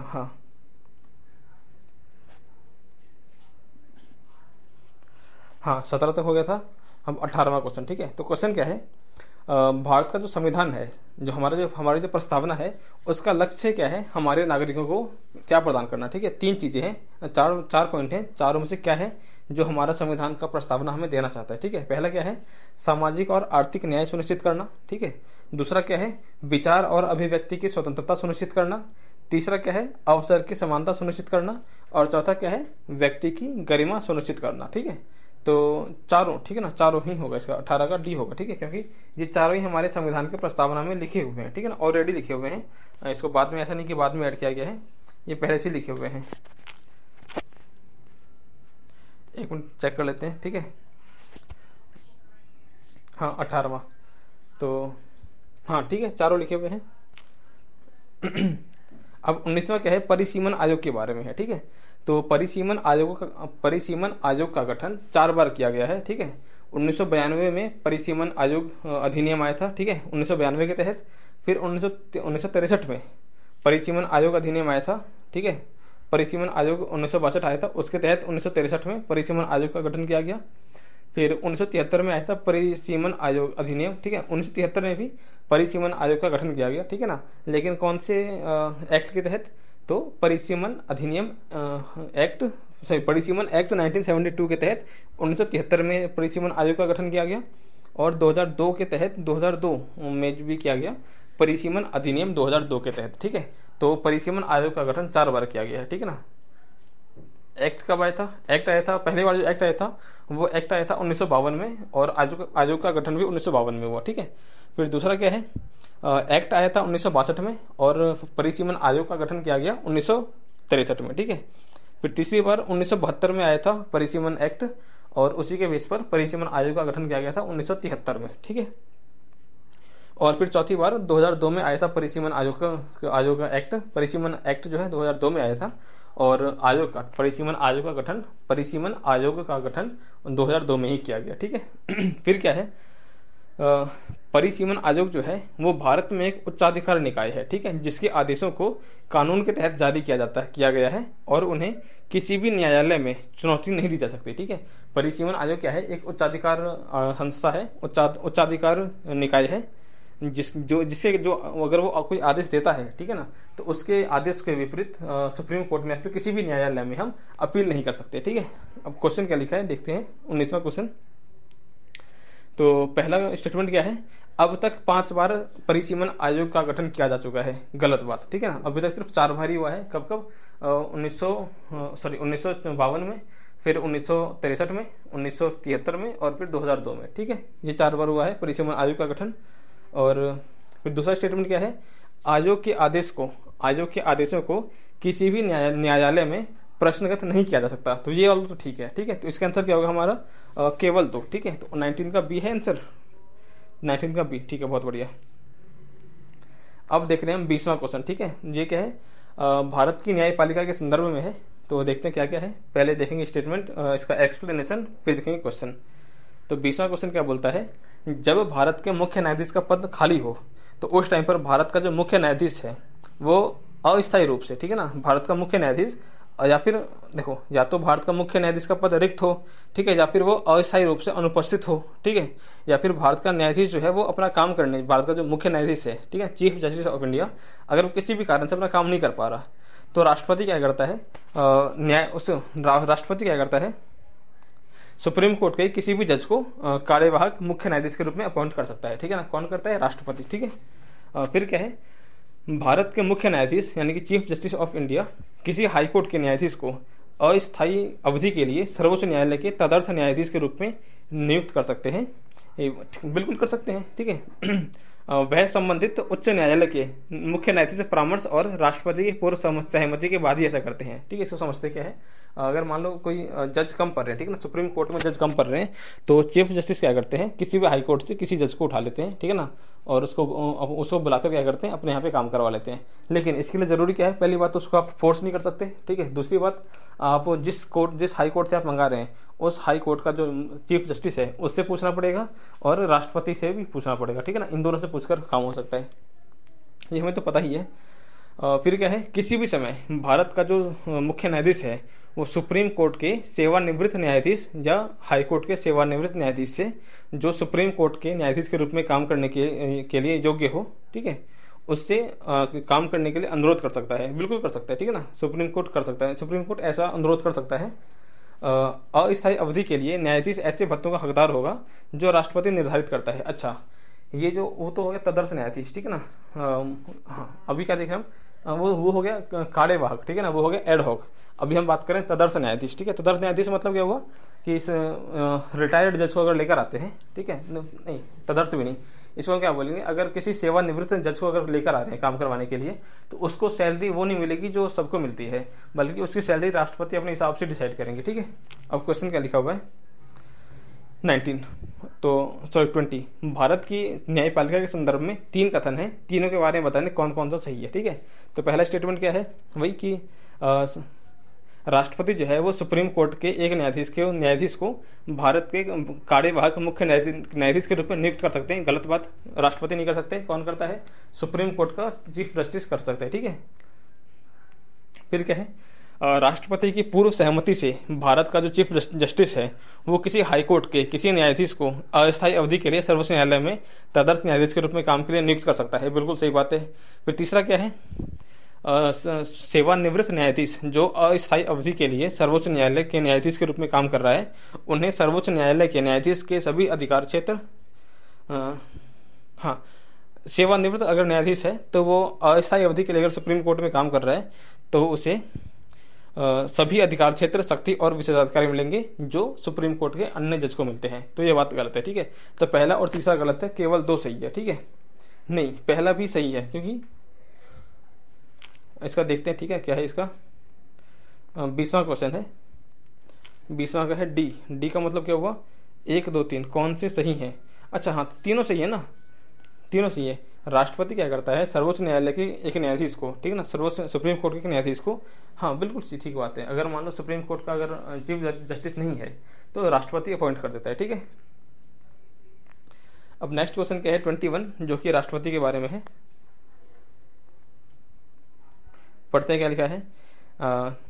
जब कोई संवैधानिक संशोधन विधेयक, संविधान संशोधन विधेयक राष्ट्रपति के पास भेजा जाता है तो वह केवल विधेयक को अनुमोदन दे सकता है, विधेयक को अस्वीकार या वापस नहीं कर सकता। ठीक है। अगर कोई संविधान संशोधन के जैसा अगर कोई विधेयक जा रहा है राष्ट्रपति के पास तो राष्ट्रपति को अनुमोदन देना ही पड़ेगा। ठीक है ना, मतलब सहमति देनी पड़ेगी, ना तो वापस भेज सकते हैं और ना ही उसको अपने पास रख सकते हैं। ठीक है। फिर क्या है? जब कोई साधारण विधेयक राष्ट्रपति के पास जाता है तो वो या तो इस पर सब सहमति दे देता है, ठीक है, या फिर अपनी सहमति रोक के रखता है और विधेयक को सदन, मतलब उस विधेयक को वापस कर देता है सदन के पास। ठीक है ना, कि भाई आप क्या करो, उस पर विचारो, सोचो, उसके बाद आओ। ठीक है।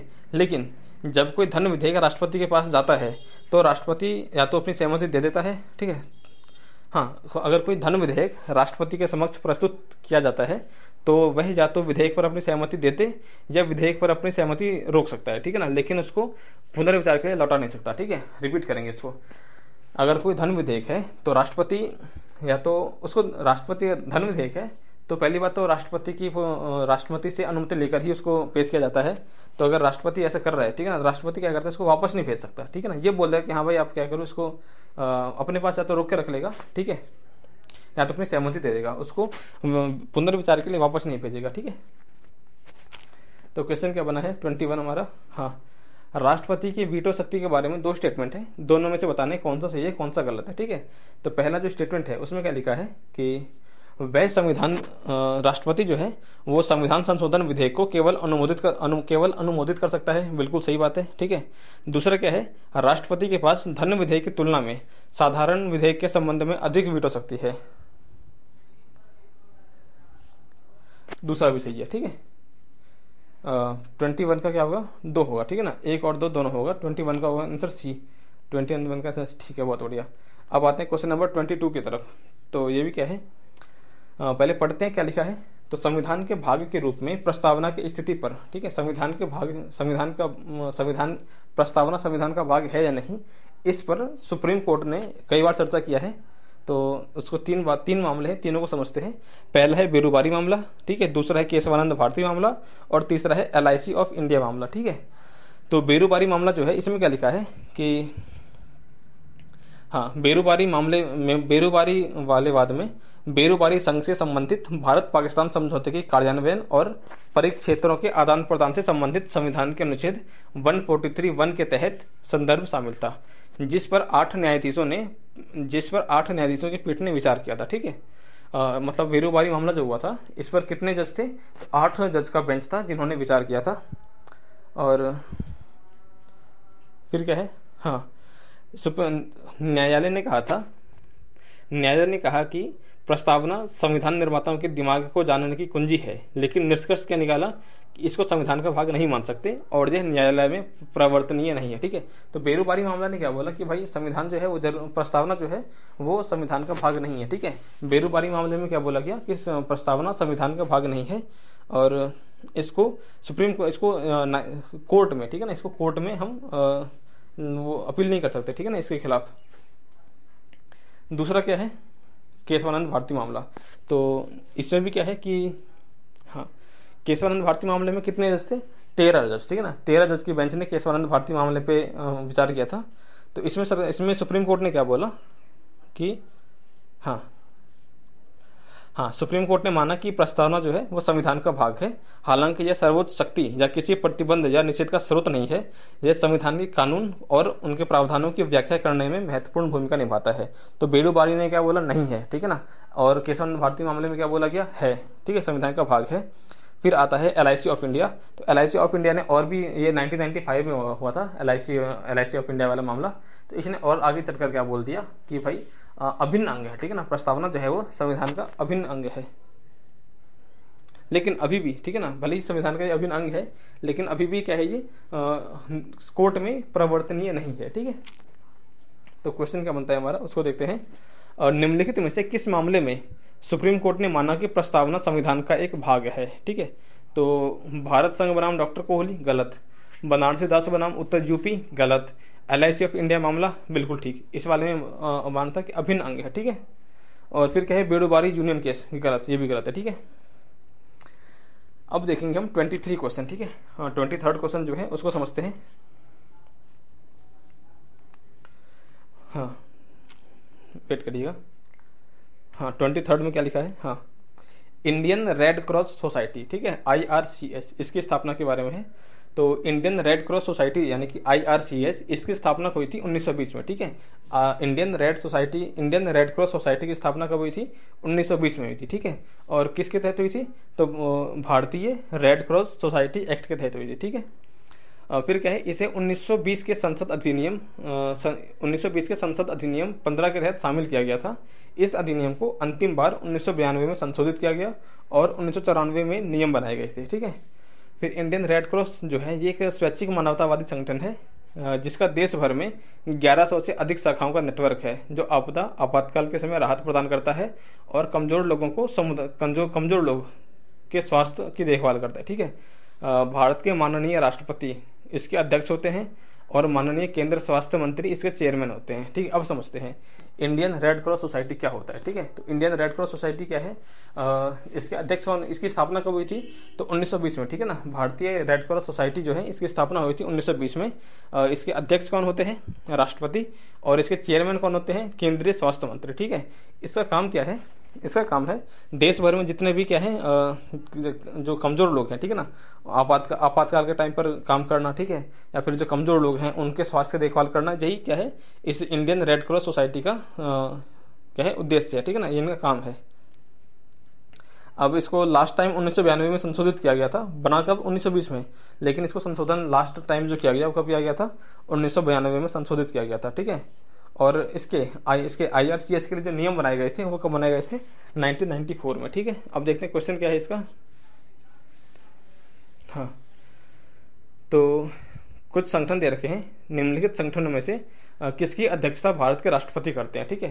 तो इंडियन रेड क्रॉस सोसाइटी, बिल्कुल, इसकी अध्यक्षता कौन करते हैं? राष्ट्रपति करते हैं। फिर परमाणु ऊर्जा विभाग, इसकी राष्ट्रपति नहीं करते, इसकी अध्यक्षता करते हैं अपने प्रधानमंत्री, ठीक है। फिर क्या है, राष्ट्रीय विधिक सेवा प्राधिकरण, इसकी भी नहीं करते। रक्षा अनुसंधान और विकास संगठन यानी DRDO, इसकी अध्यक्षता भी कोई नेता नहीं करता, ठीक है, या फिर कोई नेता, राजनेता, फिर कोई भी ऐसा वो राष्ट्रपति वगैरह भी नहीं करते, ठीक है। अब देखते हैं 24वां क्वेश्चन, ठीक है।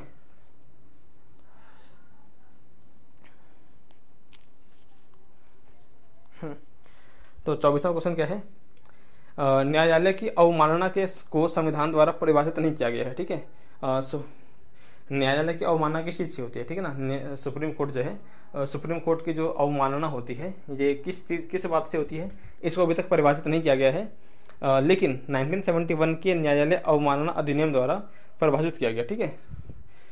न्यायालय की अवमानना क्या होती है, इसको संविधान ने परिभाषित नहीं किया, ठीक है। लेकिन एक 1971 में एक एक्ट आया था, न्यायालय अवमानना अधिनियम 1971, इसके तहत न्यायालय की अवमानना को परिभाषित किया गया, ठीक है। फिर इसी में बोला गया कि भाई अगर कोई आदमी सुप्रीम कोर्ट की या फिर मतलब ये न्यायालय की, ठीक है, मतलब कोर्ट की अगर क्या करता है, अवमानना करता है, तो उस पर दीवानी या फिर आपराधिक मुकदमा दर्ज किया जा सकता है। फिर क्या है, भारतीय संविधान का अनुच्छेद 129, ठीक है ना, हमारे जो संविधान है उसका आर्टिकल नंबर 129 जो है वो सर्वोच्च न्यायालय को अपनी अवमानना के लिए दंडित करने की शक्ति प्रदान करता है। ठीक है, सुप्रीम कोर्ट की अगर कोई अवमानना करता है तो सुप्रीम कोर्ट क्या करता है, उसको दंड देता है। ठीक है ना, लेकिन कौन से आर्टिकल के तहत, तो आर्टिकल नंबर 129, ठीक है ना, 129, 129, 129, ठीक है ना, आर्टिकल नंबर 129 के तहत सुप्रीम कोर्ट जो है वो अपनी बेइज्जती करने वाले को क्या करता है, बेइज्जती मीन्स अवमानना करने वाले को सजा देता है, ठीक है, दंड देता है। फिर क्या है, अवमानना क्षेत्राधिकार का उद्देश्य न्यायपालिका की गरिमा को बनाए रखना है। जो अवमानना है, अवमानना नहीं, अवमानना जो है इसका उद्देश्य क्या है कि भाई जो कोर्ट है, ठीक है ना, इसको क्या करना, इसकी गरिमा को बचा के रखना है। और फिर बस इतना ही है। ठीक है, अब क्वेश्चन क्या बनता है हमारा 24, उसको समझते हैं। तो भारतीय न्यायपालिका के संदर्भ में निम्नलिखित कथनों पर विचार करना है। 3 कथन है, बताने में से कौन कौन से सही हैं। ठीक है, तो पहला क्या है, न्यायालय की अवमानना शब्द जो है, इसकी अवमानना, न्यायालय की अवमानना शब्द जो है, इस शब्द को न्यायालय की अवमानना अधिनियम 1971 के द्वारा परिभाषित किया गया है। बिल्कुल सही बात है। आर्टिकल नंबर 129 के तहत, आर्टिकल नंबर 129 के तहत हाई कोर्ट जो है वो अपनी अवमानना के लिए किसी को दंड दे सकता है, गलत, ये करता है सुप्रीम कोर्ट। ठीक है, फिर क्या है, तीसरा, अवमानना क्षेत्राधिकार का उद्देश्य क्या है, न्यायपालिका की गरिमा को बनाए रखना। तो पहला और तीसरा सही है और 2 गलत है। ठीक है, तो हमारा क्या आएगा 24 का बी। ठीक है, अब देखते हैं 25। ठीक है, 25 में क्या लिखा हुआ है इसको समझते हैं। थोड़ा बड़ा टॉपिक है ये वाला।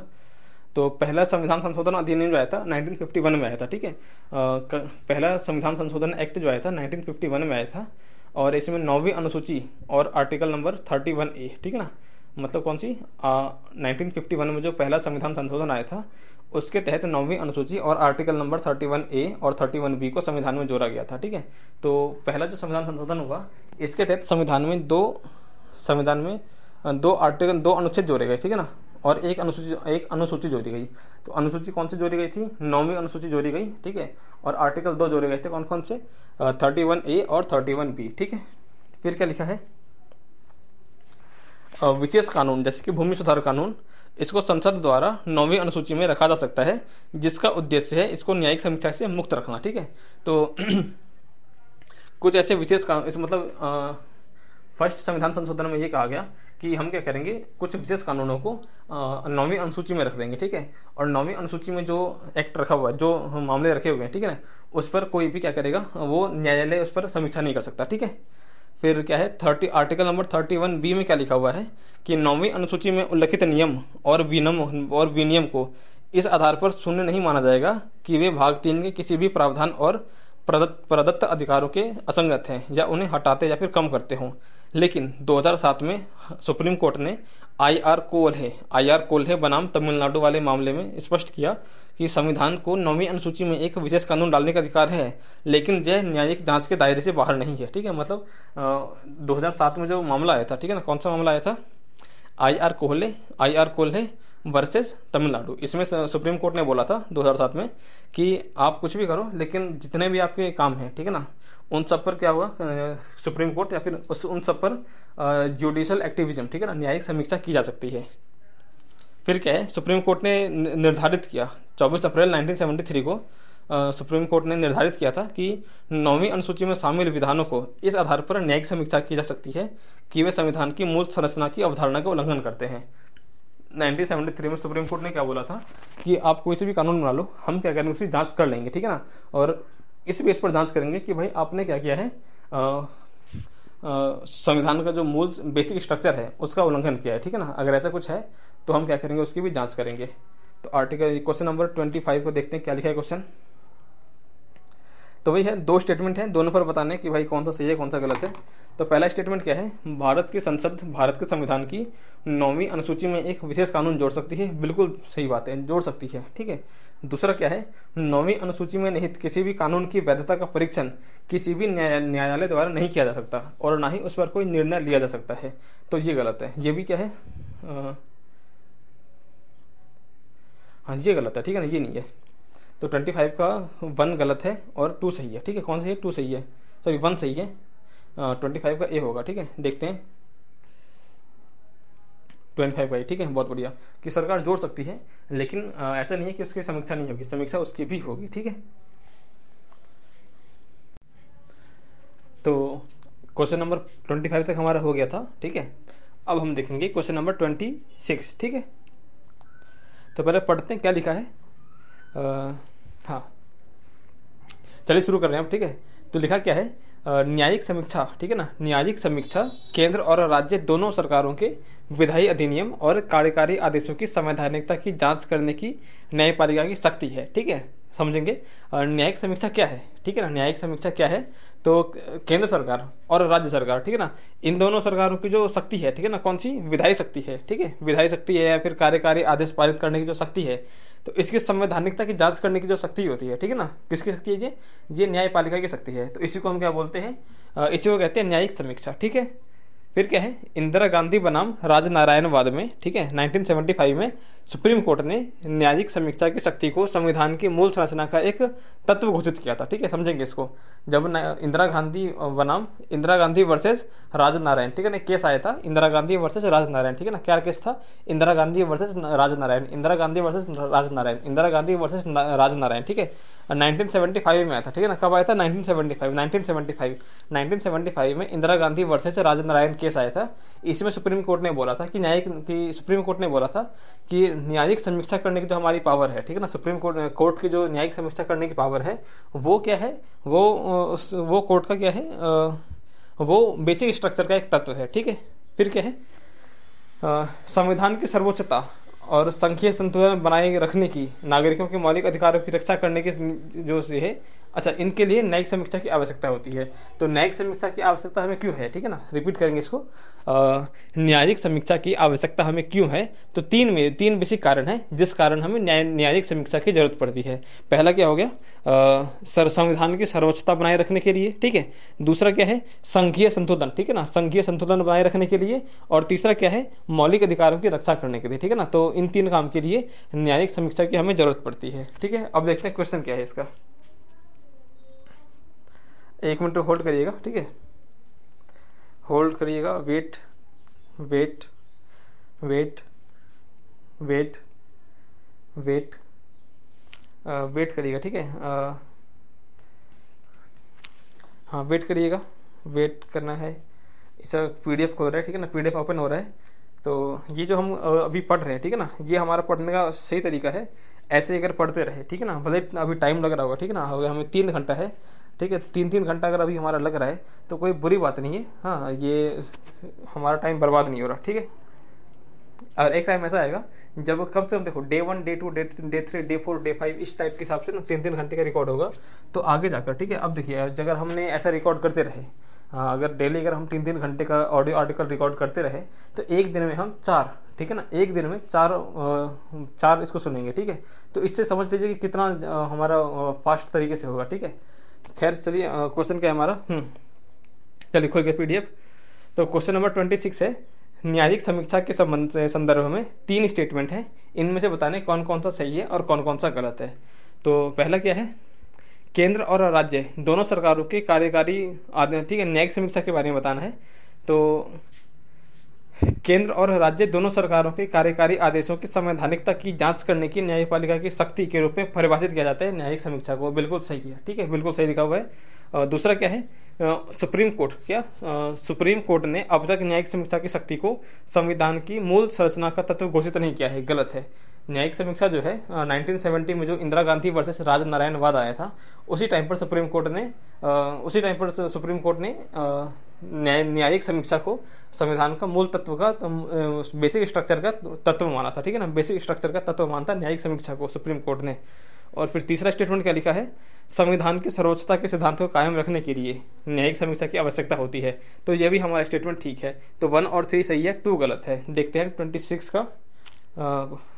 26 का ऑप्शन नंबर होगा B, ठीक है, 26 का ऑप्शन नंबर B बिल्कुल सही है, ठीक है ना। अब देखते हैं नेक्स्ट क्वेश्चन 27। तो इसमें क्या है, देखिए अगर 30 क्वेश्चन है, ठीक है ना, हम एवरेज लेके चल रहे हैं कि 3-3 मिनट का 3 मिनट में एक क्वेश्चन हमारा कवर होगा, ठीक है। तो ये कोई बुरी बात नहीं है, ठीक है। मतलब बुरी बात मीन्स ठीक है, मतलब सिर्फ क्वेश्चन नहीं है ना, हम एक्सप्लेनेशन भी पढ़ रहे हैं, क्वेश्चन भी पढ़ रहे हैं, उसको सॉल्व कर रहे हैं, ठीक है, ठीक है ना, और उसको समझा रहे हैं, कुछ अगर लगता है इंपॉर्टेंट तो उसको रिपीट कर रहे हैं। तो इतना करने के बाद अगर ठीक है, अगर 90 मिनट देकर हमें 30 क्वेश्चन याद हो रहे हैं तो कोई बुरी बात नहीं है, इतना दिया जा सकता है, ठीक है ना। हमें इतना टारगेट बना के रखना ही है कि 90 मिनट के अंदर 30 हो जाने चाहिए, और इतनी ज़्यादा ज़रूरत पड़ेगी भी नहीं अगर हम इसको डेली सुनते हैं और फिर वीकली सुनते हैं और फिर लास्ट टाइम में हम इसको सुनेंगे तो फिर हमें ज़्यादा दिक्कत नहीं आएगी, ठीक है। फिर क्या है क्वेश्चन नंबर 27, इसके क्या क्या लिखा है इसको समझते हैं। सुप्रीम कोर्ट के न्यायाधीश को राष्ट्रपति के आदेश के द्वारा उसके पद से हटाया जा सकता है। हटाने का आधार दुर्व्यवहार या और अक्षमता या फिर दोनों, इनका सिद्ध होना है, ठीक है ना। ठीक है, देखो सुप्रीम कोर्ट का जो जज होता है उसको किसके आदेश पर हटाते हैं? सुप्रीम कोर्ट के, ठीक है ना, सुप्रीम कोर्ट के आदेश पर हटाते हैं। लेकिन ऐसा नहीं कि राष्ट्रपति अपने हिसाब से उसको हटा दे, ठीक है ना, नहीं, राष्ट्रपति कुछ भी काम अपने आप से नहीं करता, राष्ट्रपति अपने सारे काम मंत्रिपरिषद की सलाह से करता है, ठीक है। अब क्या है 100 सदस्य, अगर लोकसभा, हमें क्या करना है, लोकसभा में अगर कोई संसद से एक प्रस्ताव पारित करवाना है, अगर लोकसभा में दे रहे हैं, ठीक है ना, ऐसा कोई प्रस्ताव अगर हम लोकसभा में दे रहे हैं तो उसके लिए 100 सदस्य, और अगर राज्यसभा में दे रहे हैं तो 50 सदस्य, ठीक है ना। राज्यसभा में 50 सदस्य और लोकसभा में 100 सदस्य, ये दोनों क्या करते हैं, हस्ताक्षर देते हैं, ठीक है ना। क्या करते हैं, मतलब साइन करके एक प्रस्ताव किसको देते हैं, सभापति या फिर अध्यक्ष, इनको देते हैं, ठीक है। अब इसको समझेंगे। अगर हमें क्या करना है, सुप्रीम कोर्ट के जज के बारे में अगर कोई उसको हटाना है तो क्या करते हैं, अगर तो कुछ लोग क्या करते हैं, जैसे अगर राज्यसभा में 50 लोग क्या करेंगे, एक प्रस्ताव बनाएंगे, उस पर साइन करेंगे और सभापति को दे देंगे, ठीक है। अगर राज्यसभा में नहीं दे रहे तो लोकसभा वाले भी कर सकते हैं। लोकसभा वाले क्या करते हैं, एक ड्राफ्ट बनाते हैं, ठीक है, एक प्रस्ताव बनाते हैं, उस पर टिक मारते हैं, ठीक है, उस पर साइन करते हैं 100 लोग, और फिर वो क्या करते हैं, वो अपना प्रस्ताव क्या करते हैं, जमा करा देते हैं अध्यक्ष को। इस तरह से बात आगे बढ़ती है। फिर क्या लिखा है, अध्यक्ष या फिर सभापति, ठीक है, ये लोग क्या करते हैं, निष्कासन प्रस्ताव को स्वीकार करते हैं या फिर इसको स्वीकार करने से इनकार कर सकते हैं, ठीक है ना। इनके ऊपर डिपेंड है, ये इनके बाध्यकारी नहीं है कि ये लोग एक्सेप्ट कर ही ले, या तो ये लोग एक्सेप्ट कर भी सकते हैं या फिर इसको डिनाई भी कर सकते हैं, ठीक है ना। अब क्वेश्चन नंबर 27 क्या लिखा है, 3 स्टेटमेंट है, इनमें बताना है कौन सा सही है और कौन सा गलत है, ठीक है। तो सुप्रीम कोर्ट के न्यायाधीश को सिद्ध कदाचार के आधार पर हटाया जा सकता है, बिल्कुल सही, कदाचार और असमर्थता, अयोग्यता, ठीक है ना, इन्हीं दोनों आधारों पर हटाते हैं, असमर्थता के आधार पर। दूसरा क्या है,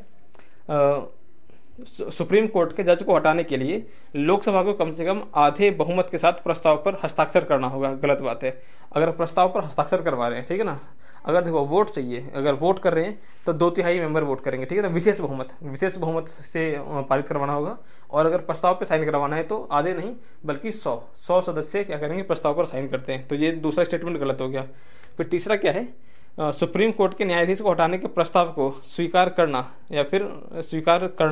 स्पीकर या फिर चेयरमैन इनके अधीन है, इनकी मर्जी है, बिल्कुल सही बात है, ठीक है। तो पहला सही है, तीसरा सही है, दूसरा गलत है, ठीक है। तो हमारा ऑप्शन क्या आएगा इसका, हाँ दूसरा गलत है, तो इसको समझेंगे, 1 मिनट वेट करिएगा। दूसरा गलत है,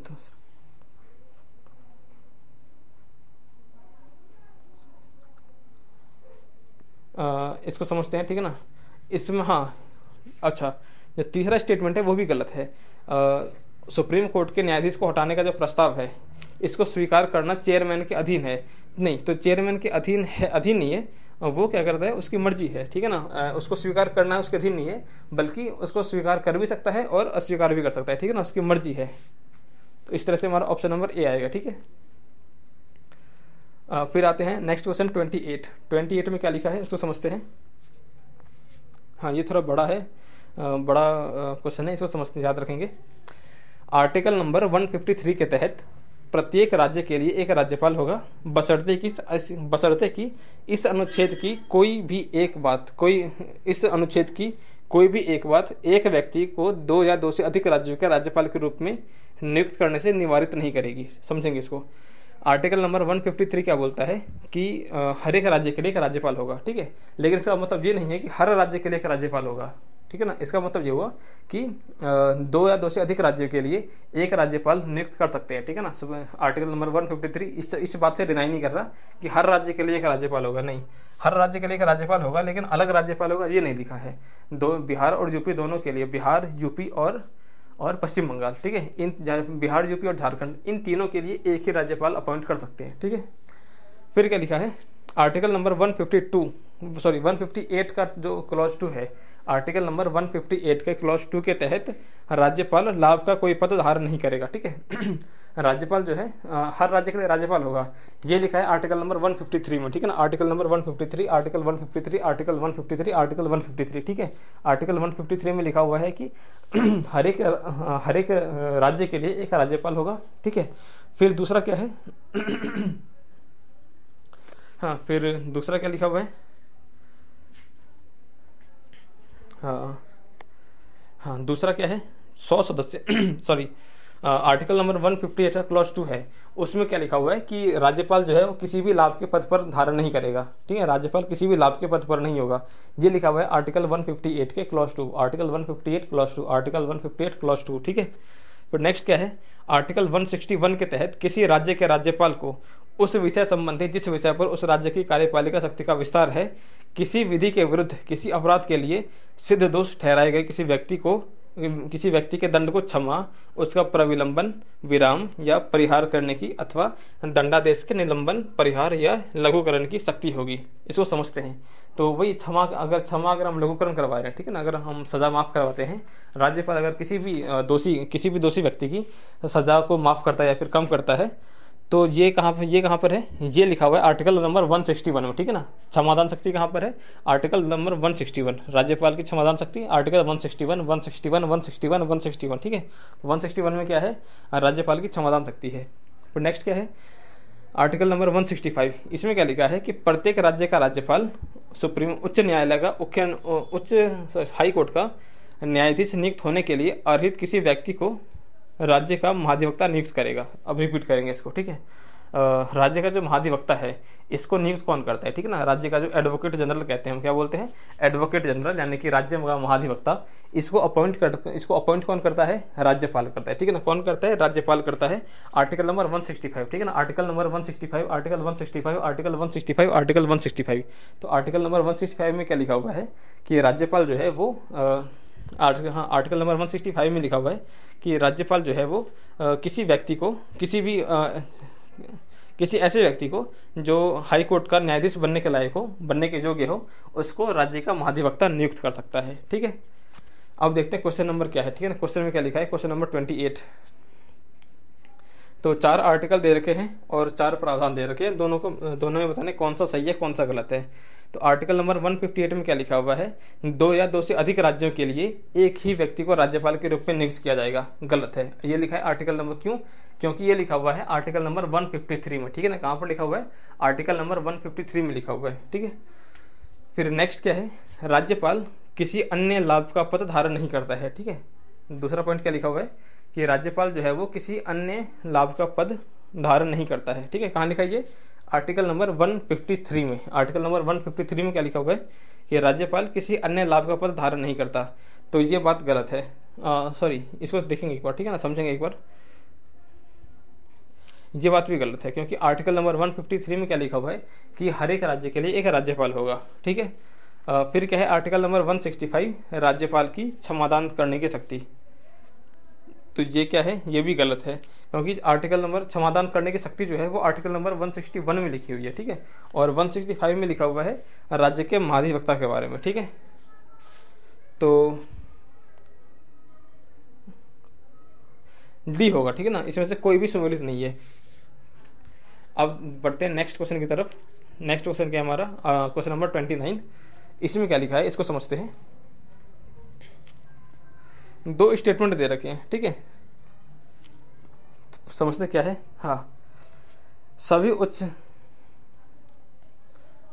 पहले क्वेश्चन इस क्वेश्चन में पहले हमें क्वेश्चन देखना पड़ेगा, ठीक है ना। इस वाले में पहले क्वेश्चन देखेंगे, इसके बाद इसका एक्सप्लेनेशन समझेंगे। तो क्या लिखा है, उच्च न्यायालय के संदर्भ में, ठीक है ना, यानी कि हाई कोर्ट के संदर्भ में 3 स्टेटमेंट है, तीनों के बारे में बताना है कि कौन कौन सा सही है और कौन कौन सा गलत है। तो वर्तमान में मौजूद सभी हाईकोर्ट भारतीय उच्च न्यायालय अधिनियम 1861 के प्रावधानों के तहत स्थापित किए गए थे। ये क्या लिखे, ये सही है गलत है? तो ये गलत है, क्योंकि जितने भी हाईकोर्ट हैं, ठीक है ना, सभी नहीं, सारे के सारे सारे के सारे हाईकोर्ट नहीं, केवल 3 ऐसे हाईकोर्ट थे जो भारतीय उच्च न्यायालय अधिनियम 1861 के प्रावधानों के तहत स्थापित किए गए थे। ठीक है, सिर्फ 3 थे। इसके तहत 1872, ठीक है। अब देखो 3 कौन कौन से थे। 1861 में एक आया था, एक अधिनियम आया था, भारतीय उच्च न्यायालय अधिनियम, ठीक है, 1861 में आया था। तो इसके तहत 1862 में इसके तहत 1862 में 3 प्रावधान जोड़े गए, 3 हाईकोर्ट की स्थापना की गई थी। पहला था इसमें कलकत्ता हाईकोर्ट, दूसरा था बॉम्बे हाईकोर्ट और तीसरा था मद्रास हाईकोर्ट। ठीक है ना, कौन सा? कलकत्ता बॉम्बे मद्रास, कलकत्ता बॉम्बे मद्रास, कलकत्ता बॉम्बे मद्रास, कलकत्ता बॉम्बे मद्रास। ठीक है ना, कलकत्ता बॉम्बे मद्रास कहाँ पर है ये? आर्टिकल नंबर ये 1862 में। ठीक है ना, कलकत्ता हाईकोर्ट, बॉम्बे हाईकोर्ट और मद्रास हाईकोर्ट, इन तीनों की स्थापना की गई थी 1862 में। ठीक है ना, आर्टिकल नंबर 1861 के अधिनियम के तहत। ठीक है, अब स्टेटमेंट 2 क्या लिखा है कि हाईकोर्ट के जो रिट क्षेत्राधिकार को बुनियादी ढांचे के बाहर रखा गया है। ठीक है, रिपीट करेंगे इसको। हाईकोर्ट का जो रिट क्षेत्राधिकार होता है उसको संविधान के बेसिक स्ट्रक्चर के बाहर रखा गया है। तो ये भी स्टेटमेंट हमारा बिल्कुल गलत है। ठीक है, क्यों? क्योंकि चंद्र कुमार का जो मामला आया था 1997 में, ठीक है ना, कब आया था? 1997 में आया था चंद्र कुमार का मामला। ठीक है ना, चंद्र कुमार मामला। तो चंद्र कुमार मामला आया था 1997 में। इस टाइम पर सुप्रीम कोर्ट ने निर्णय दिया था कि हाई कोर्ट और सुप्रीम कोर्ट इन दोनों का जो रिट है वो संविधान की मूल संरचना का एक भाग है। इसीलिए क्षेत्राधिकार, इसीलिए न्यायपालिका का जो क्षेत्राधिकार है उसको संशोधन करके हटा नहीं सकते। ठीक है ना, फिर अब आते हैं, देखते हैं स्टेटमेंट नंबर 3। ये क्या लिखा है? आर्टिकल नंबर 220 यानी कि आर्टिकल नंबर 220 के तहत राष्ट्रपति एक न्यायाधीश को एक हाई कोर्ट से दूसरे हाई कोर्ट में स्थानांतरित कर सकता है। रिपीट करेंगे इसको। ठीक है, आर्टिकल नंबर 220 में क्या लिखा हुआ है कि राष्ट्रपति जो है वो एक न्यायाधीश को एक हाई कोर्ट से दूसरे हाई कोर्ट में ट्रांसफ़र कर सकता है। बिल्कुल गलत। ठीक है, क्यों?